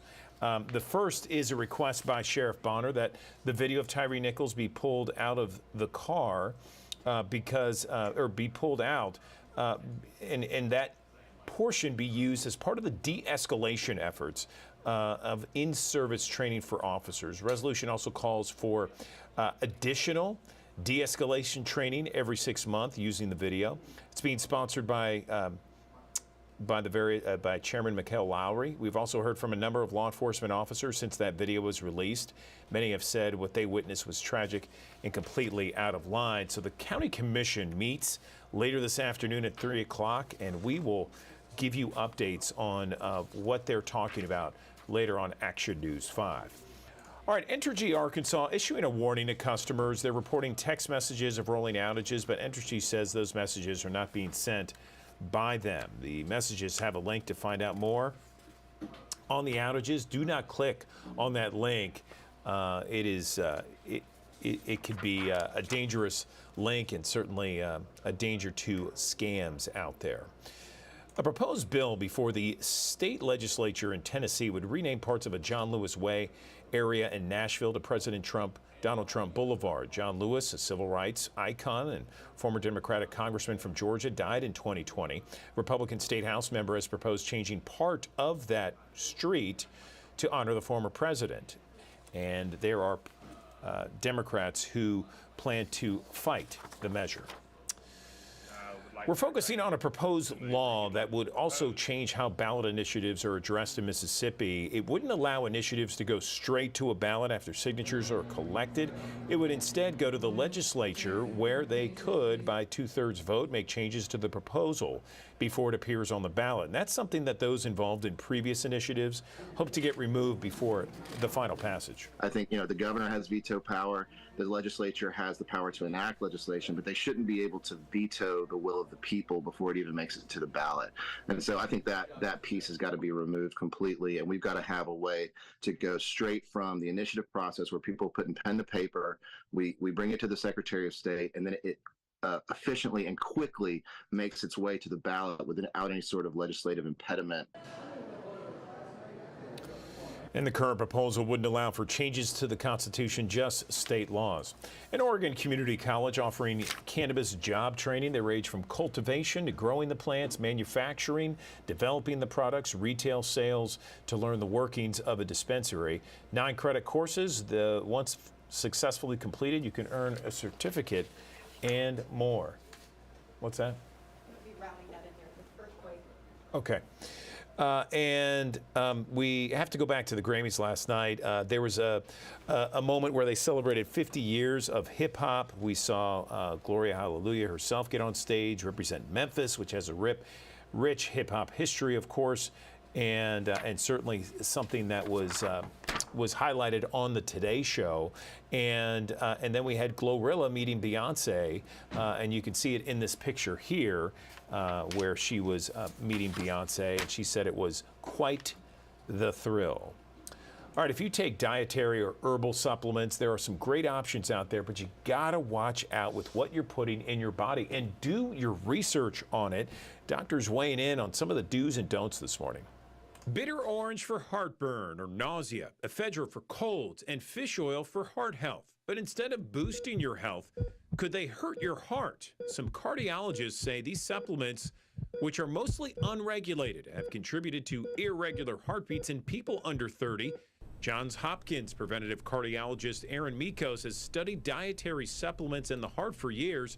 She's focused on the impact of calcium supplements, good for bones, but maybe not so good for the heart. So many individuals are taking these when many well-done clinical trials have shown that these supplements are no better than placebo, and they may be a waste of money, and in worst case scenario, there may be some harm. Instead, Dr. Mikos and other researchers encourage patients to alter their diets to get the nutrients they need. I really push my patients to try to get that from food sources alone.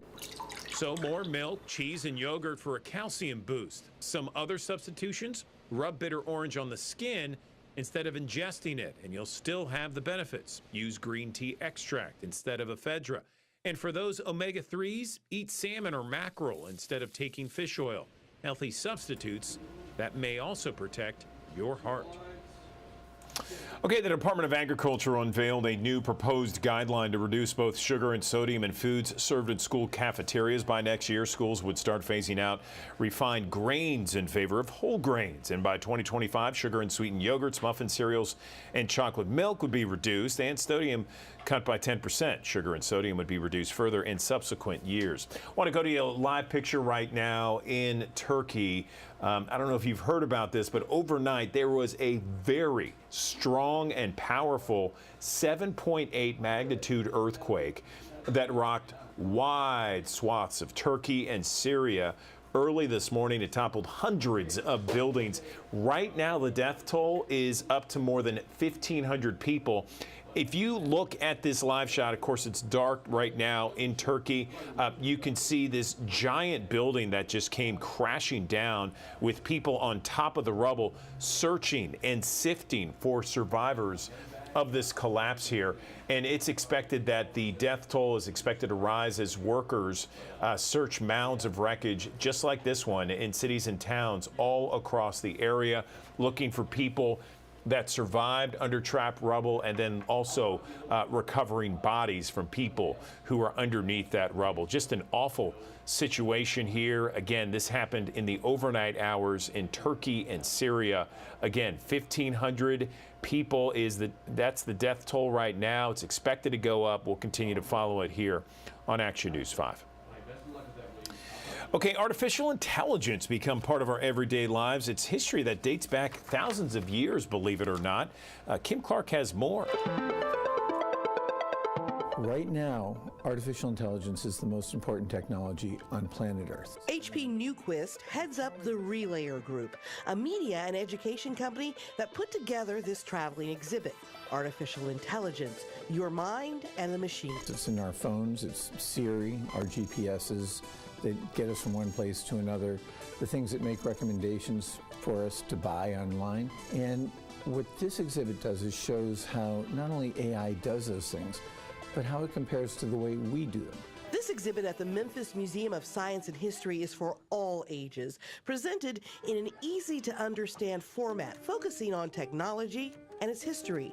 From an ancient Greek legend about a mechanical man guarding an island to Frankenstein's monster, a first-of-its-kind story about an artificially created human. So people will see where the origins of artificial came. But then they'll start experiencing why an artificial intelligence is different than a human intelligence. And it's the way we perceive the world. Visitors can also interact with practical AI through puzzles and illusions and computers. And as they go through, they'll start to see more complicated versions or more complex versions of AI. Ending with some questions. What do you think the future is going to be? How do you feel about it being a part of your life?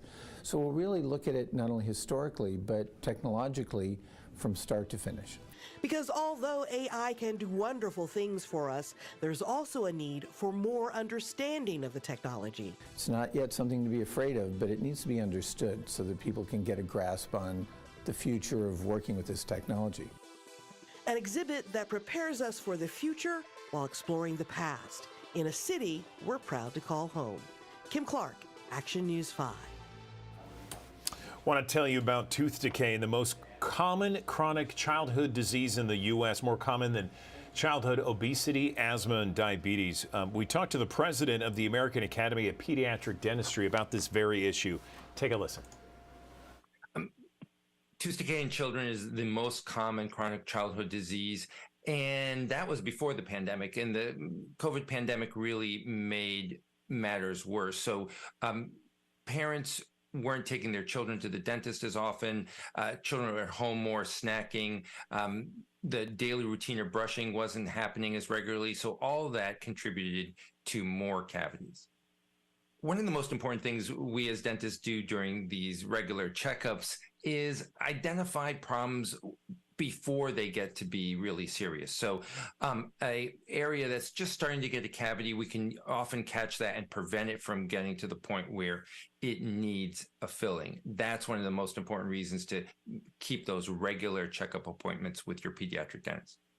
Pediatric dentists have at least 2 more years of training than a general or family dentist, specifically in children and working with children, especially young children. And that really comes into play when you consider the recommendation by the American Academy of Pediatric Dentistry that all children be seen by a dentist by their first birthday. So, caring for younger children is something that pediatric dentists have a lot of extra special training in, and where it's really critical to have that type of training in seeing that child before their first birthday. There's 2 really important things that parents can do at home. One is about diet.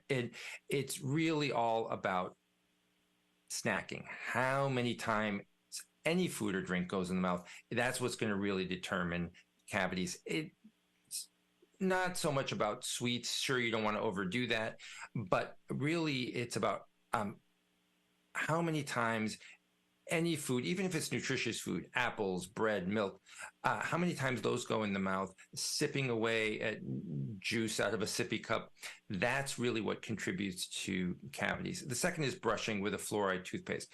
Brushing in the morning after breakfast, last thing before bed with a fluoride toothpaste is really critical in helping to prevent cavities.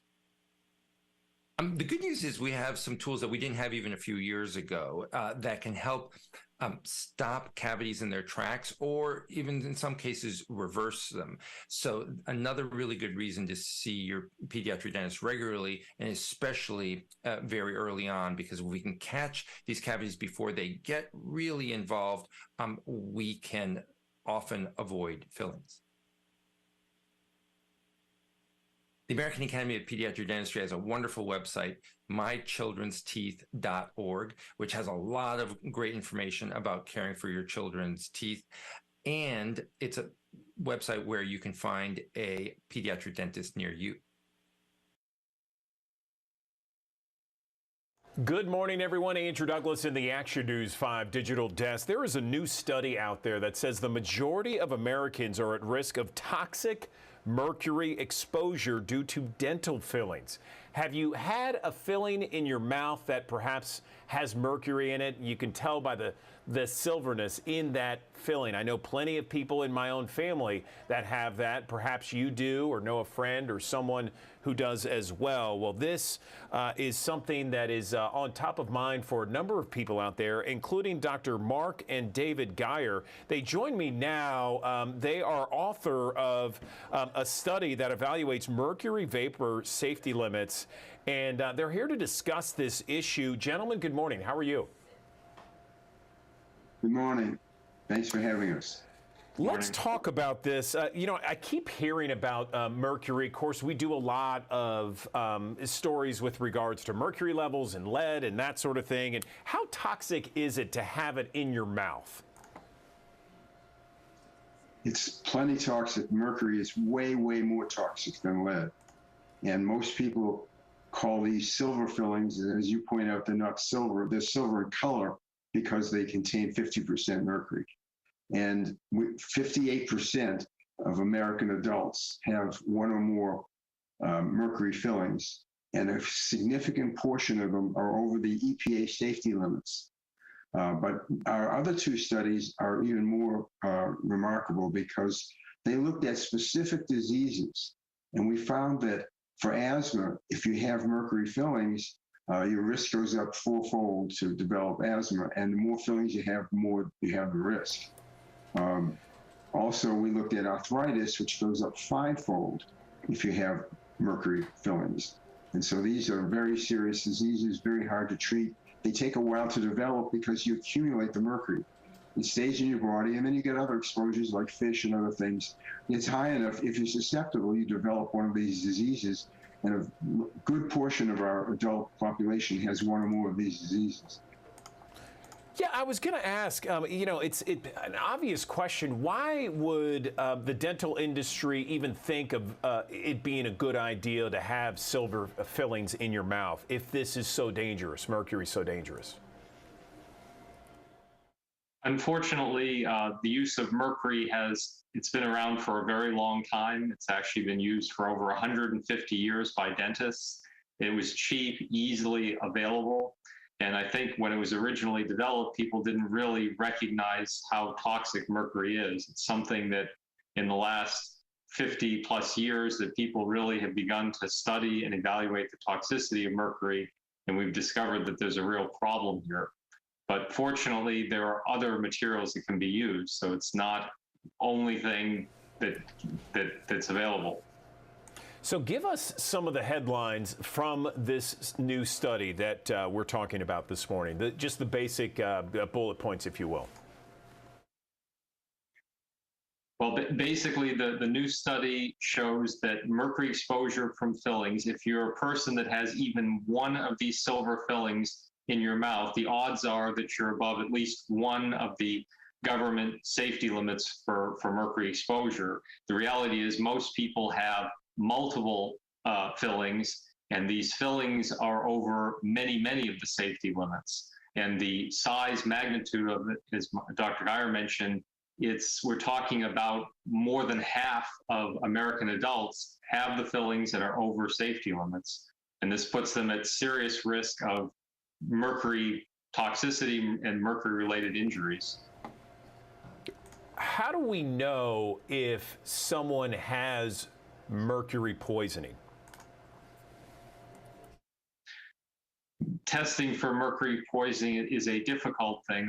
It's not easily identifiable. There are symptoms. Mercury can pretty much damage almost every organ system in the body.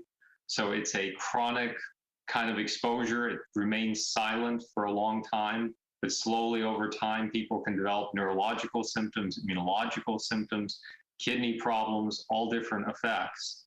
And really the safest bet for most people is to have them safely removed.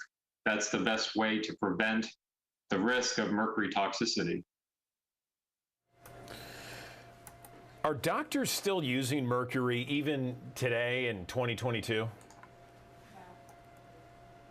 Yeah, they're still using it about 50% of the time. I think now they're obligated to tell the patients that they're placing it. And what they tell them is they're placing an amalgam, which most people don't know means mercury, or at least in this setting means mercury. So I'm sorry, obvious question here. Why hasn't this been outlawed? And why hasn't the government taken action to say, okay, no more mercury filling in mouths this point forward? I mean, if it's this dangerous that you're saying.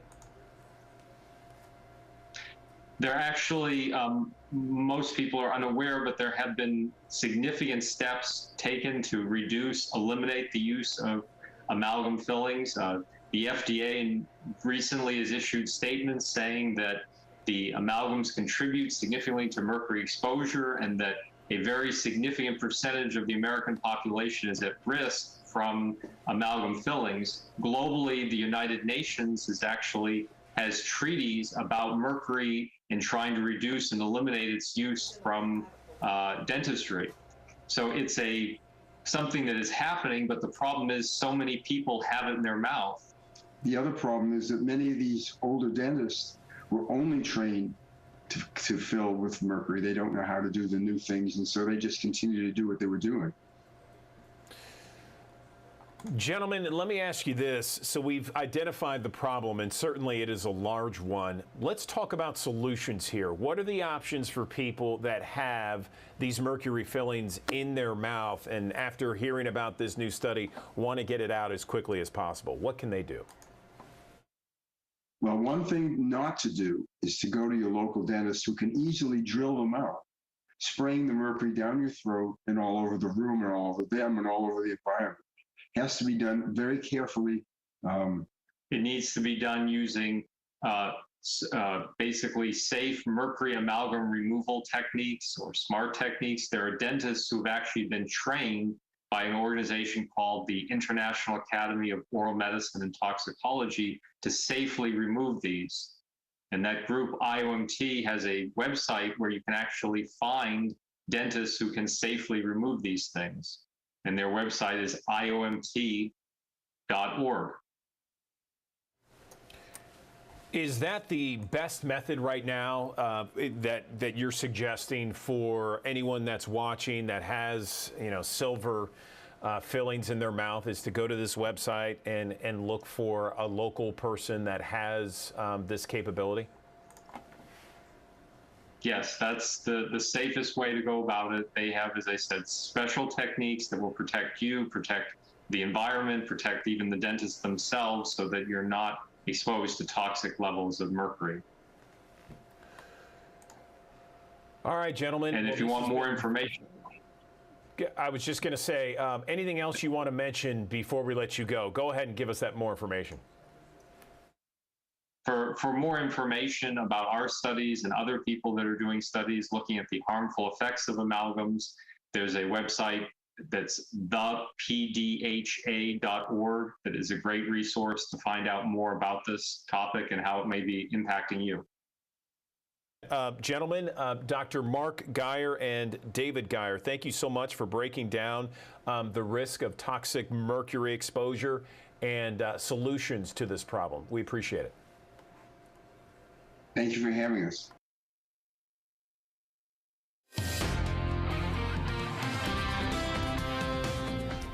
Good morning. We started off early with some fog. Now that that's starting to mix out, we have some sunshine here across the Mid-South. It's going to end up being a nice day. It is a little chilly this morning. Temperatures were in the 30s earlier, but by noon today we'll be up to 60 degrees. Partly cloudy, 65 at 3 o'clock. By 5 though, those clouds will continue to push in. So by the time you're headed home from work around 5:30, before the sun goes down, you'll notice that it's mostly cloudy, but we'll still be at 62 degrees even then upper 50s at 7 o'clock. Wind gusts today, 15 to 20 miles per hour, but those south winds that will start kicking up around noon will help bring in that warmer air. That's why we'll have temperatures in the 60s this afternoon. I'm forecasting 65 for a high in Memphis, so mid to upper 60s will be the norm here across the Mid-South today. Normally we're in the lower 50s, so we are seeing temperatures about 10 degrees above normal. Same with those low temperatures, about 20 degrees above normal tonight with clouds in place and that south wind that I was talking about. Your low is only around 51 degrees tonight. We don't have any rain in the forecast today, so if you want to spend some time outside, what a great day to do it. But by Tuesday, we have a few showers sneaking in. You can still spend some time outdoors without really having to deal with much rain. It's really Wednesday. We have that 80% chance of rain in the forecast. May even have a few showers through early Thursday. So let's talk timing. Here's 6 o'clock in the morning on Wednesday. There's that line of rain along a cold front starting to move in early in spots like Blytheville and Dyersburg, but the rest of us won't see any rain until late in the day. So at least here in Shelby County, your morning drives looks like it'll be dry on Wednesday. But by noon, heavy rain pushes into Forest City and Wynne and West Memphis, going up into Arlington and to the rest of West Tennessee, Tipton County, pouring there. Notice North Mississippi still not seeing much rain through noon, but scattered showers and thunderstorms will be likely as we get into late afternoon, early evening. So by 5 o'clock, some heavy rain near Holly Springs, going into Fayette County, Memphis, seeing some heavy rain as well. And that rain will continue on and off through probably early Thursday morning. After that, we'll start drying out. But rainfall totals with this will probably be around an inch for most areas. Could get as high as 1.5 inches. So I wouldn't be surprised if we ended up with 1 inch or more, especially if you get some of those downpours in West Tennessee and eastern Arkansas that I was showing you. Thankfully, this is just a rain event, so no winter weather, but we will see some thunderstorms. We're only looking at a 1 out of 5 for that severe weather threat, which means we likely will not see anything severe. Greatest chance is actually down to the south, closer to Jackson.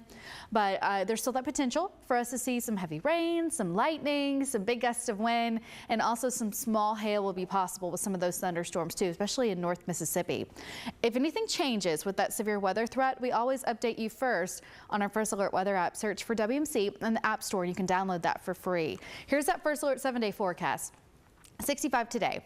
66 on Tuesday. We're in the lower 60s on Wednesday and then upper 50s Thursday. So as that front moves through here, some colder air will start working in, like low temperatures will be in the 40s on Wednesday night. We may even see that temperature dropping for that Thursday forecast as we get a little bit more weather data in. But definitely looks like by Friday, Saturday, Sunday, you'll feel that chill in the air again with temperatures down to just 45 degrees on Saturday. Andrew Douglas here in the Action News 5 digital desk. As more states legalize cannabis, more Americans are using it, but yet there's a disconnect between people's views on cannabis use and safe driving. Let me give you an example here. 95% of people consider driving over the legal blood alcohol concentration to be very or extremely dangerous, but only 69% feel the same way when it comes to driving within an hour of consuming cannabis. Let's talk more about this issue. I got two experts here on the line. We have Dr. Darren Grondell and Pam Fisher. Both of them join me now, part of the Governor's Highway Safety Association. Dr. Grondell, let's start with you and let's talk about how cannabis has affected traffic safety. Well, if you look at during the pandemic, the prevalence of cannabis use and then the cannabis coming up into fatal crashes has increased significantly. You know, the data that we've seen from the national trauma centers across the country during the pandemic, we saw a 33% of drivers in fatal crashes in those 6 trauma centers had THC or tetrahydrocannabinol in their system, which is the active psychoactive chemical in cannabis that causes the impairment. And then that was a jump literally from 21% prior to the pandemic. You know, during the pandemic, cannabis was more prevalent in fatal crashes, involved drivers at over 33% compared to 29% in alcohol. So we're seeing where cannabis use is eclipsing alcohol in those types of crashes. You know, recreational use is up. Many states are legalizing. You know, part of the message that we hear is don't drive drunk, but we're not hearing the message of don't drive drugged. So, you know, we have drugs in the system of drivers, and the message that we're trying to get out really is don't consume and drive. It may be legal in your state, but it's not legal to drive with cannabis when it's active and impairing. Dr. Darren Grondell, I should mention that you are director of the National Alliance to Stop Impaired Driving there. That's what NASID stands for. Pam, over to you. How has cannabis use affected traffic in some of these states that first legalized cannabis? Well, they definitely saw an uptick in crashes for sure.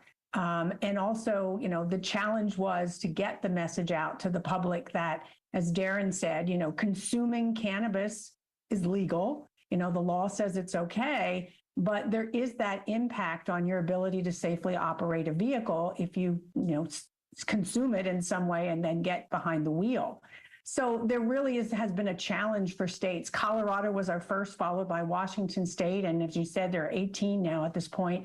So states were struggling with how do we best message about this? Yes, we've told the consumer that it's legal, but it's not okay to consume and then drive. So definitely saw an uptick in crashes, but also, you know, some confusion about what was appropriate. And you mentioned that, you know, 95% of people say it's not acceptable to drive, you know, impaired by alcohol. We don't have that same number with consumers of cannabis. And so that has to change. We have to change the social norm around this. And that's really the focus of our work with GHSA and NASID. I want to ask both of you this question, and Dr. Grondell, you can go first here. We are in what's called the Mid-South. So we have Tennessee, Arkansas, Mississippi here, and the only one that's really legalized cannabis for medical use has been Arkansas. No recreational use has been legalized here.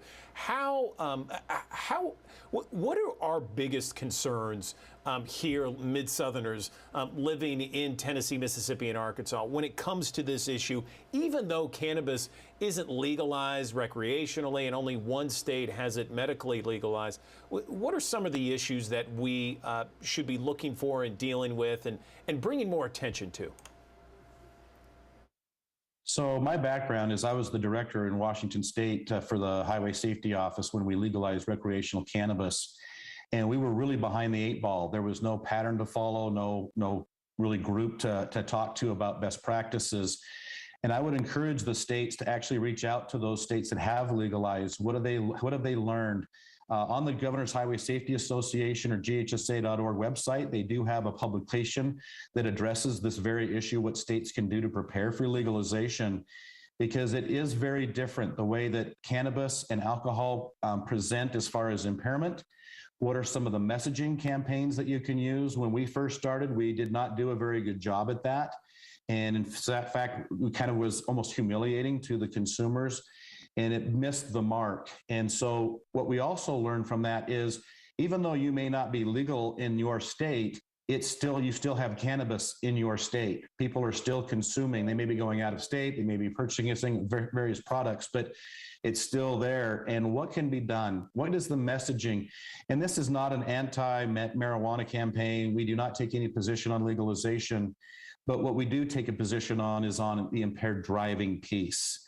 And that's what we're trying to message out here, and helping states to recognize, even though you may not be legal medically or recreationally, still take steps now to address those issues. Get involved with some of the industry and the community so that they have that support in your state, as well as, yes, our products are intoxicating. We do not want people consuming and driving. And when I heard messaging was, I'm a better driver, I slow down, I'm not as aggressive, I zone out on the road. And all of those really are not necessarily true from what we've seen from people that do consume cannabis and drive. The products now have a much higher concentration level. It's very different with edibles and drinkables, and then even smokables, is how those react to the body. And that's some of the messaging that people truly need to understand, is what are those impacts? And what would that do to me if I'm driving or actually operating in some type of a safety-related function at work or other things? Pam, over to you. Yeah, I mean, I'm just going to echo what Darren said, which is simply that, we need folks to understand, whether you have a state where it's legal or not, it's the impairment issue and getting behind the wheel that is the concern. And I think I point to Wyoming as a really great example. Wyoming is a state where it is not legal to consume cannabis on a recreational basis. They border Colorado, where they've had recreational cannabis legalized from the beginning. 2012, they were the first state. And they recognized that people knew in their state that it wasn't legal. But so they changed their messaging to really focus on, hey, it's still impairment. That's what we want you to understand. And I think, again, I go back to this changing the social norm, if you will, really getting folks to understand that it is impairment. We are so conditioned to think of impairment only as alcohol, but drugs, cannabis, lots of other things, prescription medications can impact our ability to safely drive a vehicle. And, we kind of joke about, you get a prescription medication, the bottle says, don't operate heavy machinery, right? We're talking about automobile here as well. So anything that's going to impact your ability to safely operate a vehicle, including cannabis, we need folks to understand that and take the necessary steps. The public is embracing the idea of using ride-hailing, Uber, Lyft, other services, designating drivers to get where they need to go if they're planning to consume alcohol. Again, we need that same mindset when it comes to cannabis. So being proactive in your states where you aren't legal yet because you don't want to get caught behind the 8 ball, talking about this issue of drugged driving is important because it's out there, it's across the nation, and officers are seeing it every day on our roads. This is an interesting topic, and I know a lot of viewers find it interesting as well. Is there anything that viewers can do right now? I leave it up to both of you to ask me this, and any more information you'd like to express this morning. Pam, let's start with you. Sure. I think number one is, I think people just need to speak up and look out for each other. I think that's important. As I said, this notion that driving drunk is unacceptable we do speak out. We reach out to each other. We take the necessary precautions. The same thing needs to happen for cannabis use. And I think that's important. We also need to monitor if, you have someone who's using marijuana for medicinal purposes, monitoring that person and making sure that they are using it in a way so they're not getting behind the wheel. Being there for them I think is critical. And also I feel very strongly about people speaking up. And if you're a passenger in a vehicle with someone who's not, able to operate it safely, speak up, call them out. Again, it's about changing the social norm. You can go to the GHSA.org website or NASID.org website for more information on this issue and the general discussion about impaired driving. We made inroads in drunk driving. We're not there yet, but now we need to expand that to include cannabis and other impairing substances. Doctor. I would also just echo what Pam has said about some of the resources that are available, but also being very, very familiar with what is cannabis. I mean, there's over 140 different cannabinoids. There's over 300 and something different chemical compounds that come from it. There's lots of information, lots of misinformation, understanding what it is. Then you have like the cannabidiol products and some of those things. What are those? Do they have those intoxicating substances within them? How would they impact me? I think some people innocently may be taking some products, not thinking it would impair them, and then they're involved in a crash or something else happens and they get arrested. So it's really incumbent upon the public to really understand what some of those resources are. And there's availability through like Get Smart About Drugs. That's through the Drug Enforcement Administration, DEA. Also through ours, there's a ton of resources that are available, understanding what cannabis really is. And like I said, this is not an anti-cannabis campaign. It's really understanding what the intoxication levels are within this and not driving. And so, because we have seen in the data over and over, and especially up in Montana now, since they've been legal since 2021, they've seen now an increase, not only just with alcohol, but they're now seeing where cannabis is eclipsing alcohol in their fatal crashes and drug evaluations that they're seeing there. So this is a big deal that has a lot of implications on the public, but really understanding what this is and looking at a variety of sources to be able to help understand what this really is about. Dr. Darren Grondell, the National Alliance to Stop Impaired Driving Director, and Pam Fisher with the Governor's Highway Safety Association. Thank you so much for joining us. I appreciate it, and have yourself a good one. Thank you. Thanks for having us on. Okay, Andrew Douglas back here in the Action News 5 digital desk. It is so important to call before you dig when doing any kind of project, whether it's a do-it-yourself or major construction, because not only are there some dangers involved, but there's some major damage that you could do to underground utilities and what have you. Let's bring in Sarah Magruder-Lyle, President and CEO of Common Ground Alliance. Sarah, good morning. How are you? Great. I'm well. Thank you so much for having me. Tell me about Common Ground Alliance. What is that exactly? The Common Ground Alliance is a nonprofit association dedicated to protecting underground utilities that deliver us critical services we depend on every day and making sure that those who live and work around those critical utilities are safe. Okay, and we understand that damages to underground utilities cost an estimated $30 billion each and every year. That's incredible. Why should homeowners or contractors have their utility lines marked? I mean, I'm thinking about the utilities underground in my neighborhood. I don't know if they're marked or not. What can we do as homeowners, as people involved in our neighborhood to make sure that it's safe? Well, keeping everybody safe is certainly a shared responsibility. And whenever you're doing work on your own property, or even if you're hiring a contractor to do work on your property, you should always make sure that you are contacting 811 or that you have a conversation with your contractor to ensure that they are calling 811 a few days prior to digging. In Tennessee, you're supposed to call at least 3 working days prior to digging. And I know that Tennessee 811 stands ready to help those diggers, be it DIYers or professional contractors, ensure that they're safe on their dig site.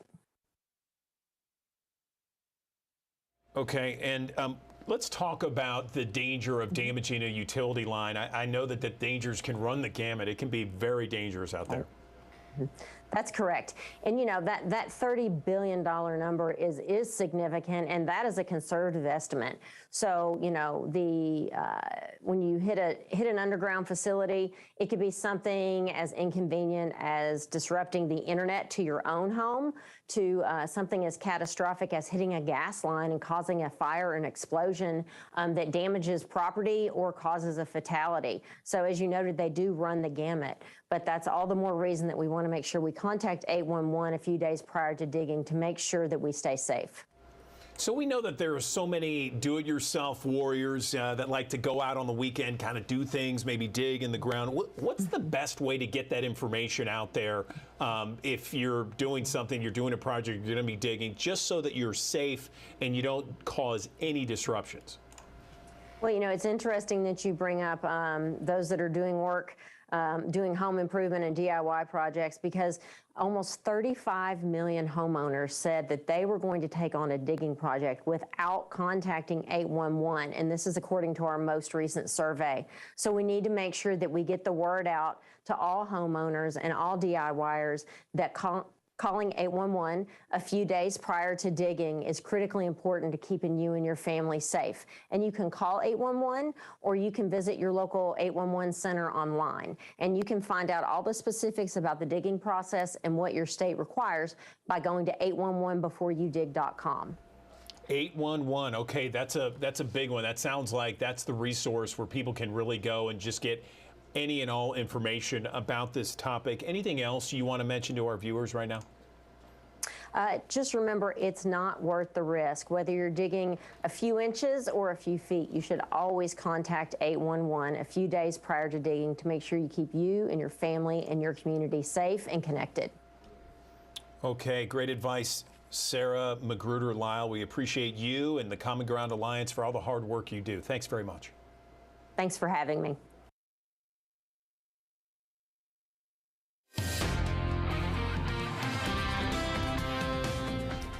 Good morning. We started off early with some fog. Now that that's starting to mix out, we have some sunshine here across the Mid-South. It's going to end up being a nice day. It is a little chilly this morning. Temperatures were in the 30s earlier, but by noon today we'll be up to 60 degrees. Partly cloudy, 65 at 3 o'clock. By 5 though, those clouds will continue to push in. So by the time we're headed home from work around 5:30, before the sun goes down, you'll notice that it's mostly cloudy, but we'll still be at 62 degrees even then upper 50s at 7 o'clock. Wind gusts today, 15 to 20 miles per hour, but those south winds that will start kicking up around noon will help bring in that warmer air. That's why we'll have temperatures in the 60s this afternoon. I'm forecasting 65 for a high in Memphis, so mid to upper 60s will be the norm here across the Mid-South today. Normally we're in the lower 50s, so we are seeing temperatures about 10 degrees above normal. Same with those low temperatures, about 20 degrees above normal tonight with clouds in place and that south wind that I was talking about. Your low is only around 51 degrees tonight.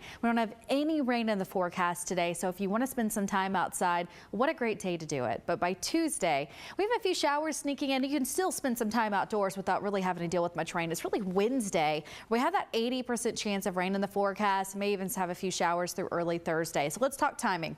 Here's 6 o'clock in the morning on Wednesday. There's that line of rain along a cold front starting to move in early in spots like Blytheville and Dyersburg, but the rest of us won't see any rain until late in the day. So at least here in Shelby County, your morning drives looks like it'll be dry on Wednesday. But by noon, heavy rain pushes into Forest City and Wynne and West Memphis, going up into Arlington and to the rest of West Tennessee, Tipton County, pouring there.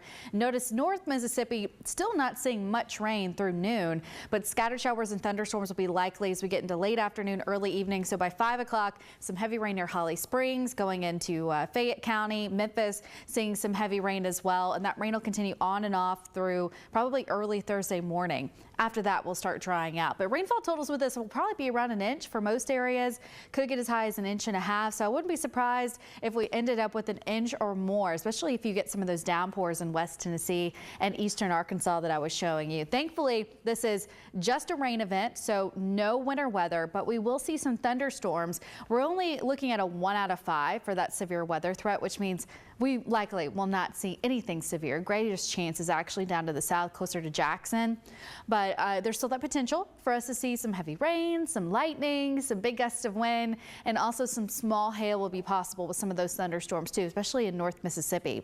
If anything changes with that severe weather threat, we always update you first on our First Alert Weather app. Search for WMC in the App Store, and you can download that for free. Here's that First Alert 7-day forecast. 65 today. 66 on Tuesday. We're in the lower 60s on Wednesday and then upper 50s Thursday. So as that front moves through here, some colder air will start working in, like low temperatures will be in the 40s on Wednesday night. We may even see that temperature dropping for that Thursday forecast as we get a little bit more weather data in. But definitely looks like by Friday, Saturday, Sunday, you'll feel that chill in the air again with temperatures down to just 45 degrees on Saturday. Okay, Andrew Douglas back here in the Action News 5 digital desk. Would it surprise you that only 1/3 of teens say their family regularly talks about investing? It doesn't surprise me. I'm a father of 2 teenagers, and I'm always wondering why the school system does not talk about investing more often. In fact, my son, who's going into his senior year, told me specifically, Dad, I need to learn more about this stuff.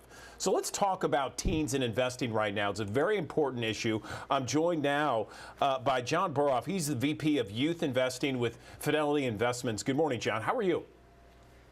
Doing well. Thanks for having me. Yeah, you know, so I'm trying to figure this out. Why do we not talk about investing with our teenagers, not only in the classroom, but outside of the classroom as well? It just seems like something we don't talk about. There's so many other things that we talk about other than investing, which is so important and certainly a life skill. Yeah, money conversations can be difficult for a lot of different reasons. But when it comes to parents talking to their teens, it can be things like, you know, parents don't want to burden their teens with too much information, especially if they've had any sort of financial difficulty. Or it could be that parents aren't fully confident in their own skill set and their ability to pass on good money habits. It's one of the reasons that at Fidelity Investments, we've focused so much attention on creating educational materials that are specifically designed for teens and their parents. And it's also why last year when we launched the Fidelity Youth Account, which is a saving, spending, and investing account for teens, we made sure that parents had the ability to monitor activity in the account. And what that does is that anytime something happens in the account, it's another opportunity for a family conversation around money. And we've seen again and again that when families are talking about money, they have better outcomes and more confidence. Where do you begin? So let's say our viewers are watching right now and they're like, hey, you know what? I want to get things going with my teen or my preteen, what have you. What would you recommend in terms of beginning that conversation and actually beginning investing? Yeah, it's really important to start that conversation, and it can be hard. But something to remember is that it's not important that you know everything. It can be a really interesting exercise to go through with your teen and learn together. A great place to start is by talking about their goals. So, you know, whether it's a short-term goal like saving for a pair of shoes or something a little further out like saving for a first vehicle, figure out what the goals are, come up with a plan to achieve them, and then monitor your progress against that plan. And that's where something like the Fidelity Youth Account can come into play as well. It's a great place to access educational materials, talk about what you've learned and how you're going to put it to use, whether that be researching investment options or just looking at debit card transactions and coming up with a smart spending plan, or actually taking the step and going ahead and starting to purchase securities. For a limited time, if you find that something like the Fidelity Youth Account is right for you, your teen might be eligible for a $50 deposit from Fidelity Investments to get started. And there are some conditions that apply, but there are no fees or costs associated with the account for you or your teen. That sounds fantastic. Let's talk a little bit about the gender gap here, because we've talked about it here on the digital desk that sometimes boys are more apt to be investing a little bit earlier than girls. Where do you stand on this, and how do we fix it?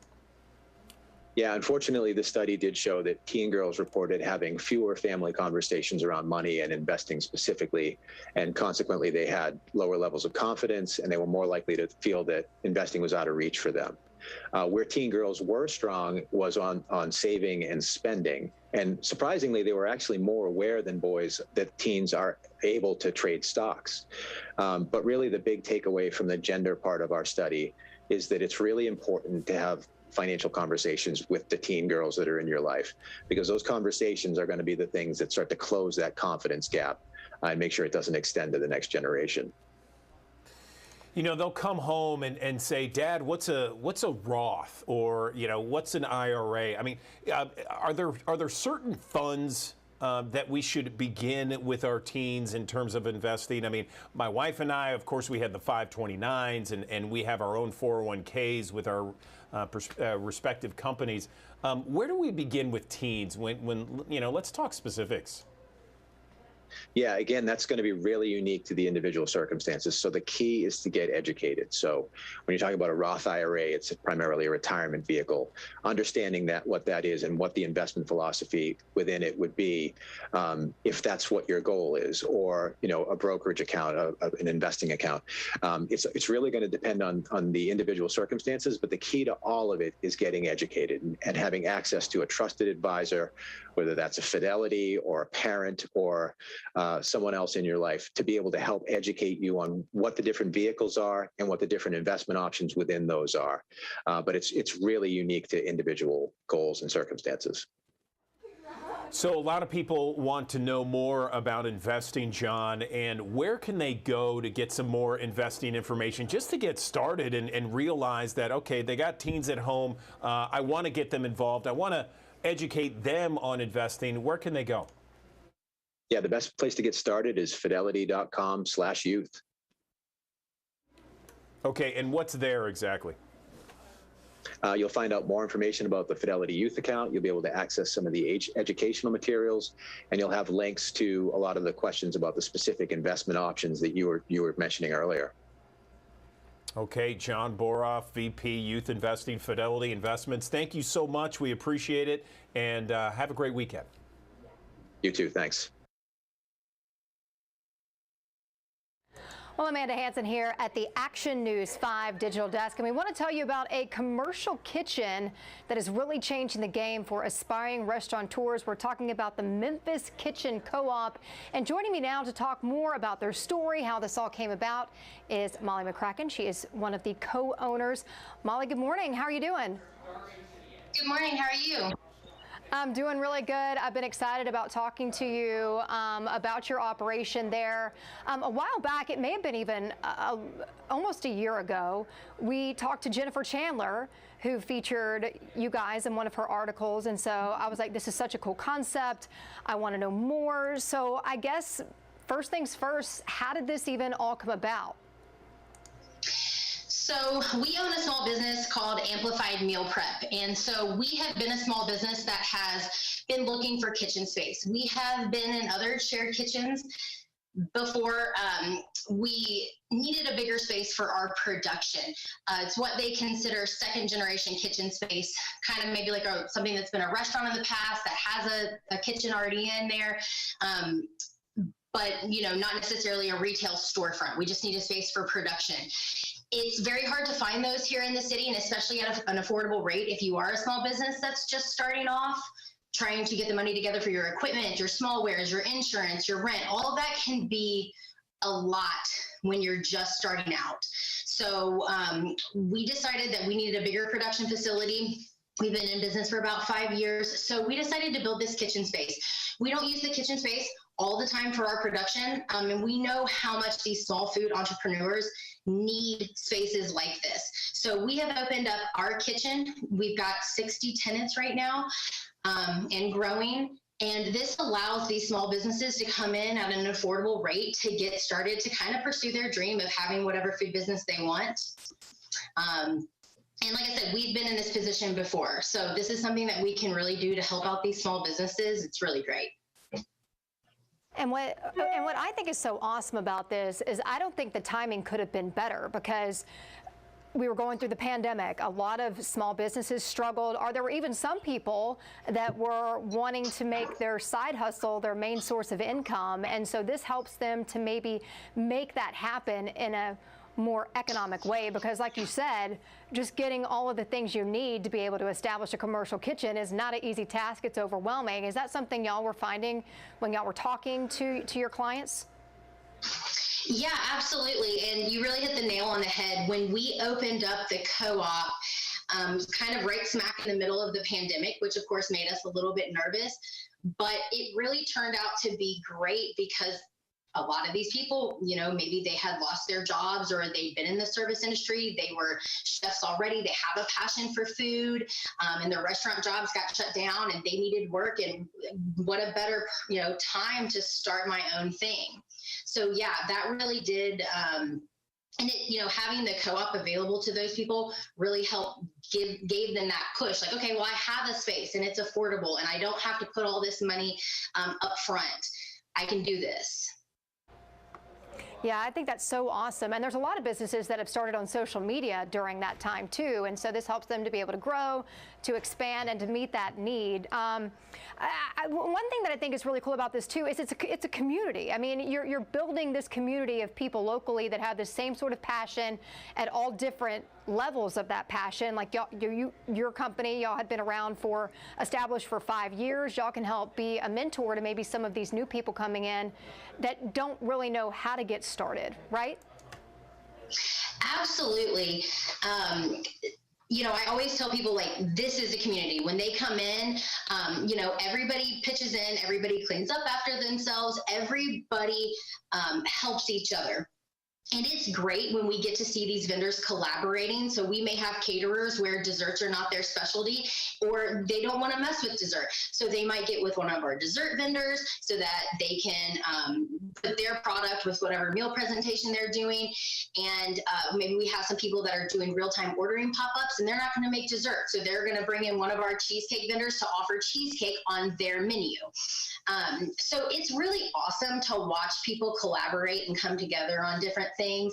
It really shows a sense of the community that we have there. You know, we also have our marketplace, which is super cool. And it's really fun to see all of our vendors on social media sharing each other's posts, supporting one another. And that's what we really wanted to build with this, is a massive community atmosphere where people could talk to each other, get advice, and just help each other along the way, not necessarily make the same mistakes that some of us have had to make along the way when starting our businesses. I love that whole idea of collaboration. And like you said, sharing each other's posts, it's like one person's followers can now become your followers and it helps your business. Exactly. So it's, you know, it's local entrepreneurs helping each other, which I think is great. And you were mentioning that marketplace. Tell me more about that. Is that something that you maybe want to grow a little bit more? Because it sounds really cool to be able to go in there and know you're buying local. Yeah, so the marketplace, that's my baby. That is like my favorite part of all of this. So we have, right now we have about 30 of our vendors that are actually in our marketplace, because our vendors range from, you know, people who are caterers and they don't necessarily want to produce anything for the marketplace because they're super busy with their business. But then we have people who are really just starting off who don't have a huge clientele. And so this marketplace gives them the opportunity to put their product in front of clients that would have maybe never seen it otherwise, because maybe they are predominantly selling you know, based off of, you know, Facebook or just their website. And so, like you said, it kind of becomes a network. So people that come in for, say, like our amplified meal prep meals, they're going to grab their meals, what they came in for, and then they're going to walk down the cooler and they're going to grab a little of this and that from all the other vendors that we have. So the marketplace has so many different things. So we've got everything from giant cookies, cheesecakes, gourmet meals. We've got our amplified healthy meals in there as well. We've got keto, gluten-free, sugar-free, gourmet popcorn, CBD. We have Asian, Ethiopian. There's, I mean, I could go on. We have tons of vegan vendors in there as well. So we've got pre-made vegan meals. And it's all local. And I tell people, because like I'm a gift basket maker, so for like the holidays or a birthday, or if I'm doing a host gift, I always like to put a little basket together. This is the perfect place to come and shop local and support these small local businesses. When you buy from the Memphis Kitchen Co-op, you are really supporting a vendor who may be working just themselves. They might not even have any employees or any help, but this is a dream of theirs. They make the most amazing cheesecake, and this is what they really want to do. And you're supporting them and their family, and just local Memphis people. I was going to say that. I like the idea of using something like that as a gift because it's kind of like a taste of Memphis. You know what I'm saying? So maybe if you're going out of town and you want to share a taste of Memphis with some of your family members, that's a good place to swing by. And then you just have a whole variety because you were mentioning at least 30 vendors are part of that marketplace. And I think it's so awesome because from what I understand, y'all been around since 2021. Y'all already have 60 vendors that are working out of your facility. What does that say? I mean, did it surprise you, the reaction you got? And what does that say about, you know, Memphis really taking a step forward and wanting to kind of be their own boss? A lot of Memphians doing that. Well, you know, it feels great to be able to give these businesses the space to grow and to start their business. We've got a couple business owners who actually came in who have used the facility. Their business has blown up and now they have moved into their own facilities. And honestly, that's what we want to see. That's what we're there for. You know, we've been part of shared kitchens in the past. That allowed us the time and space to grow and to save a little bit of money that we needed to open our own space. And, you know, we have people who, you know, they don't have any, they don't want their own space. They're happy where they are. They've got great affordable rent. You know, most of everything is provided for them. And so it allows them to be more profitable and not to have the overhead. It's really great to watch them grow. And, you know, at the end of the month, when we get to write the marketplace checks to all the vendors for all of their sales, and, you know, that first month where they really increase their sales and they're so excited, like that's one of our favorite times of the month. And I want to ask, you were mentioning some of these different success stories, people that have now ventured out, they've grown so much, they have their own space. Can you talk about maybe, can you name drop a few places that are either working out of there now or some of those recognizable names that people around the Memphis area are going to know? Yeah, so Wolf River Popcorn. There's somebody that you're going to find in a lot of local grocery stores, Kroger's. We've got Bluff Cakes. You might recognize that off of TikTok. She has a huge following and she makes these giant cookies and they're like this thick and they're one of my absolute favorite things. Those are really, really fun. She's doing a pop-up actually in the marketplace this Friday. They are in the process of building out their new space.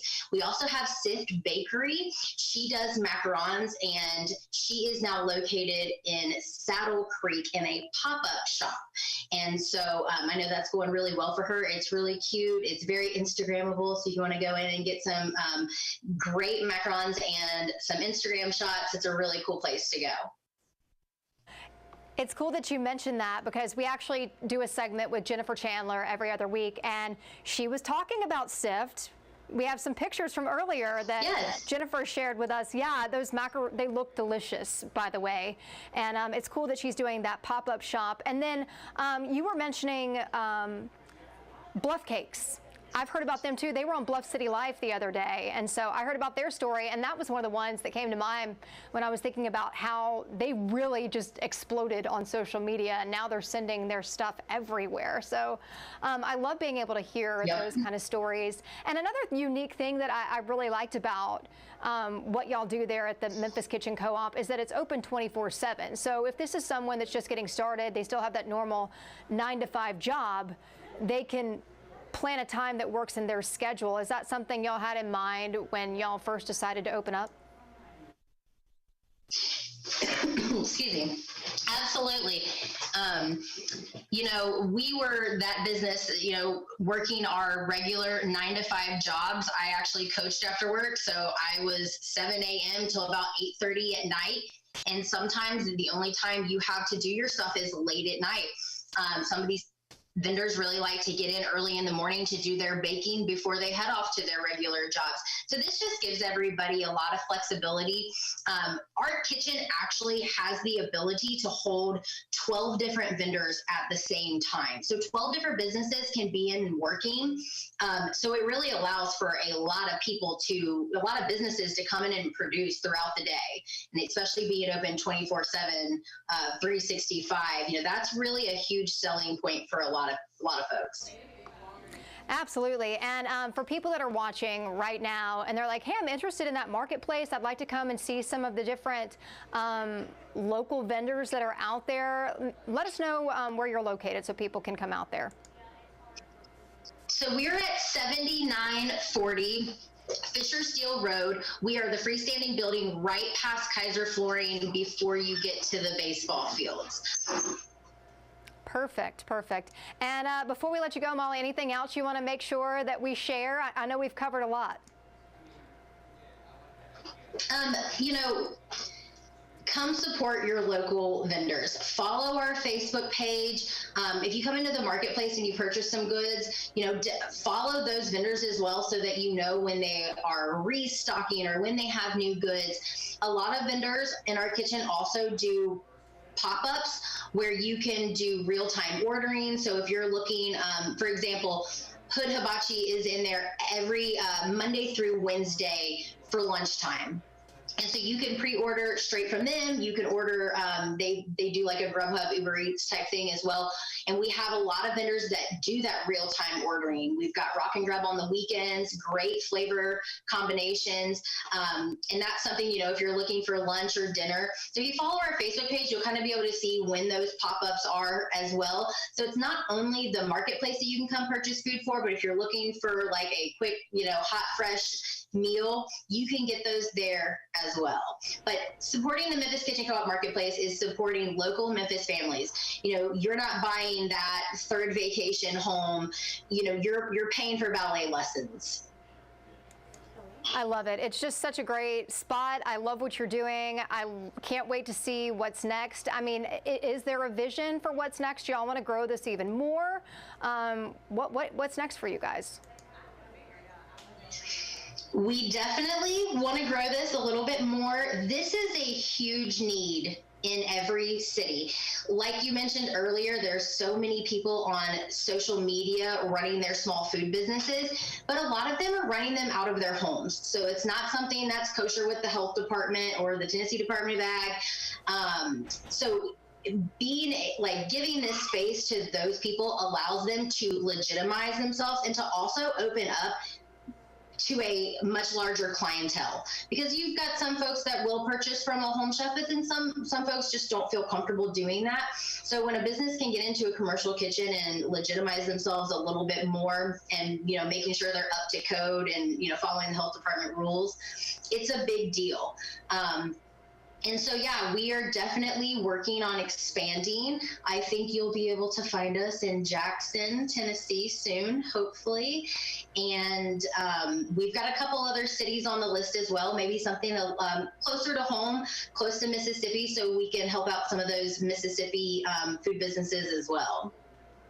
Super exciting. I love what you're doing, and I love the fact that your vendors, it's such a variety, from people that do catering to popcorn and cakes and, you know, meal prep. It's awesome, and I'm excited to see that it's going to grow even more. And your Facebook page, I was looking at it earlier. Y'all keep that very up to date, and it's a good way to keep track of what's happening, especially those pop-ups. Again, the Memphis Kitchen Co-op, go check them out, search them on Facebook. You will not regret it. Molly, it's been a pleasure having you on. I appreciate you taking some time to share all the great work that you're doing to help those locally here in the Memphis area. Awesome. Thank you so much, Amanda. We really appreciate it. Good morning, everyone. Andrew Douglas in the Action News 5 digital desk. We often associate acne breakouts with our teen years, but for so many Americans out there, breakouts aren't just a distant memory. In fact, acne is the most prevalent skin disease right now, affecting up to 80% of people at some point during their lives. Let's talk about acne, some of the causes, and what we can do to help ourselves with the one and only Dr. Pimple Popper. Dr. Sandra Lee, dermatologist, is with us here on the Action News 5 digital desk. Dr. Lee, thanks so much for joining us. How are you? I'm fine. How are you guys? We are doing well, thank you very much. So, so tell us, what is the cause of acne primarily?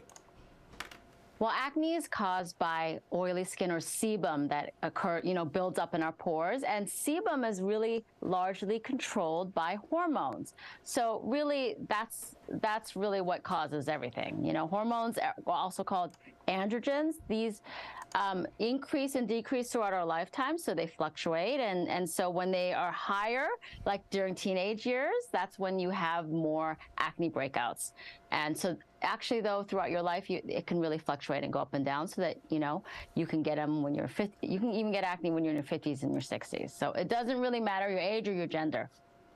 Hormones. So tell me about the AHA Acne Hormones campaign that you are a part of. I guess it spotlights the role of hormones as the underlying cause of acne. Tell me more.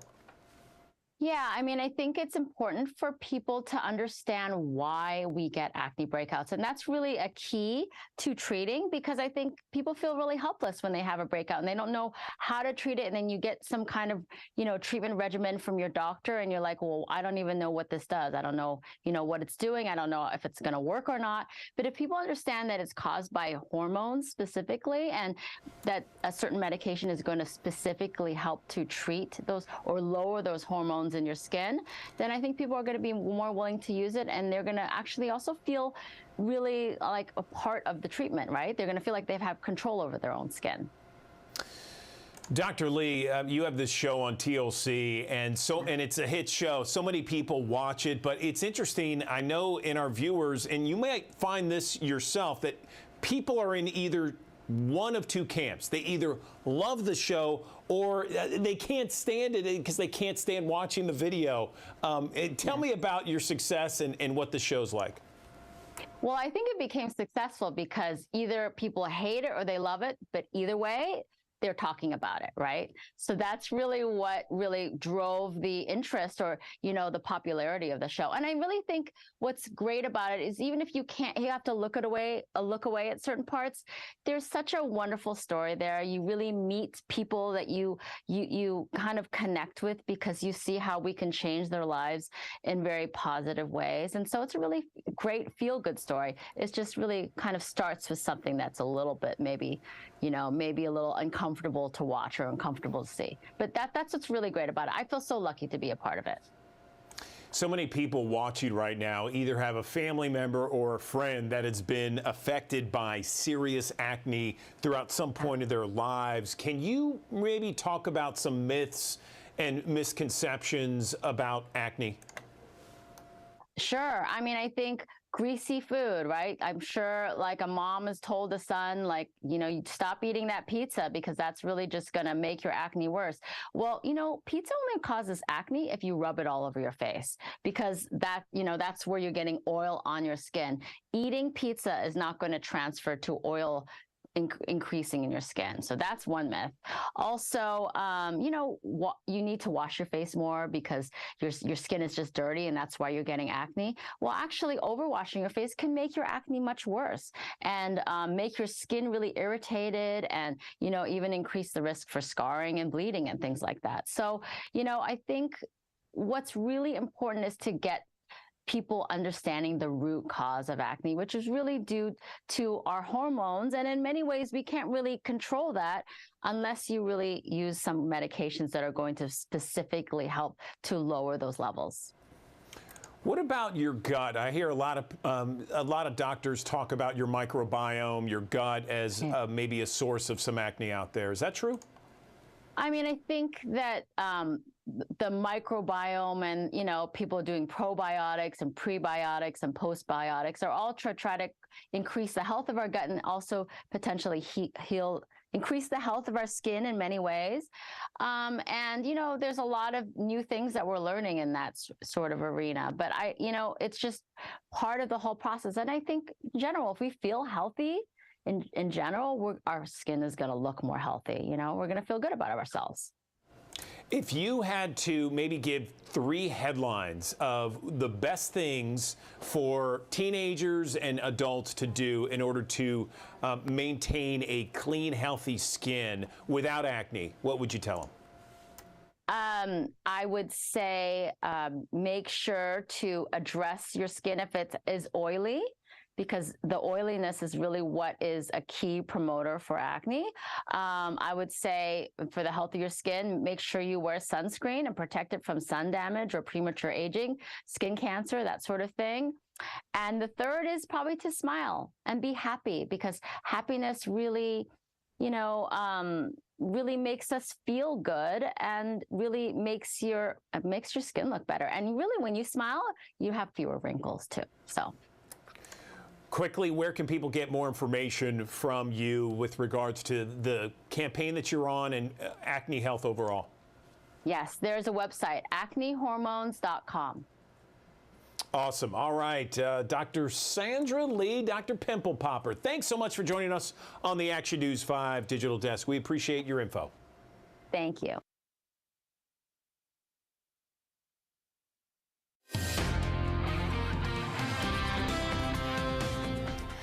Good morning. We started off early with some fog. Now that that's starting to mix out, we have some sunshine here across the Mid-South. It's going to end up being a nice day. It is a little chilly this morning. Temperatures were in the 30s earlier, but by noon today we'll be up to 60 degrees. Partly cloudy, 65 at 3 o'clock. By 5 though, those clouds will continue to push in. So by the time you're headed home from work around 5:30, before the sun goes down, you'll notice that it's mostly cloudy, but we'll still be at 62 degrees even then upper 50s at 7 o'clock. Wind gusts today, 15 to 20 miles per hour, but those south winds that will start kicking up around noon will help bring in that warmer air. That's why we'll have temperatures in the 60s this afternoon. I'm forecasting 65 for a high in Memphis, so mid to upper 60s will be the norm here across the Mid-South today. Normally we're in the lower 50s, so we are seeing temperatures about 10 degrees above normal. Same with those low temperatures, about 20 degrees above normal tonight with clouds in place and that south wind that I was talking about. Your low is only around 51 degrees tonight.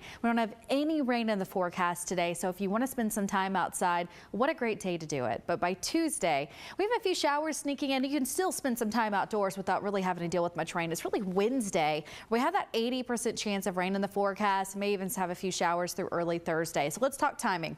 Here's 6 o'clock in the morning on Wednesday. There's that line of rain along a cold front starting to move in early in spots like Blytheville and Dyersburg, but the rest of us won't see any rain until late in the day. So at least here in Shelby County, your morning drives looks like it'll be dry on Wednesday. But by noon, heavy rain pushes into Forest City and Wynne and West Memphis, going up into Arlington and to the rest of West Tennessee, Tipton County, pouring there. Notice North Mississippi still not seeing much rain through noon, but scattered showers and thunderstorms will be likely as we get into late afternoon, early evening. So by 5 o'clock, some heavy rain near Holly Springs, going into Fayette County, Memphis, seeing some heavy rain as well. And that rain will continue on and off through probably early Thursday morning. After that, we'll start drying out. But rainfall totals with this will probably be around an inch for most areas. Could get as high as 1.5 inches. So I wouldn't be surprised if we ended up with 1 inch or more, especially if you get some of those downpours in West Tennessee and eastern Arkansas that I was showing you. Thankfully, this is just a rain event, so no winter weather, but we will see some thunderstorms. We're only looking at a 1 out of 5 for that severe weather threat, which means we likely will not see anything severe. Greatest chance is actually down to the south, closer to Jackson. But there's still that potential for us to see some heavy rain, some lightning, some big gusts of wind, and also some small hail will be possible with some of those thunderstorms too, especially in North Mississippi. If anything changes with that severe weather threat, we always update you first on our First Alert Weather app. Search for WMC in the App Store. You can download that for free. Here's that First Alert 7-day forecast. 65 today. 66 on Tuesday. We're in the lower 60s on Wednesday and then upper 50s Thursday. So as that front moves through here, some colder air will start working in, like low temperatures will be in the 40s on Wednesday night. We may even see that temperature dropping for that Thursday forecast as we get a little bit more weather data in. But definitely looks like by Friday, Saturday, Sunday, you'll feel that chill in the air again with temperatures down to just 45 degrees on Saturday.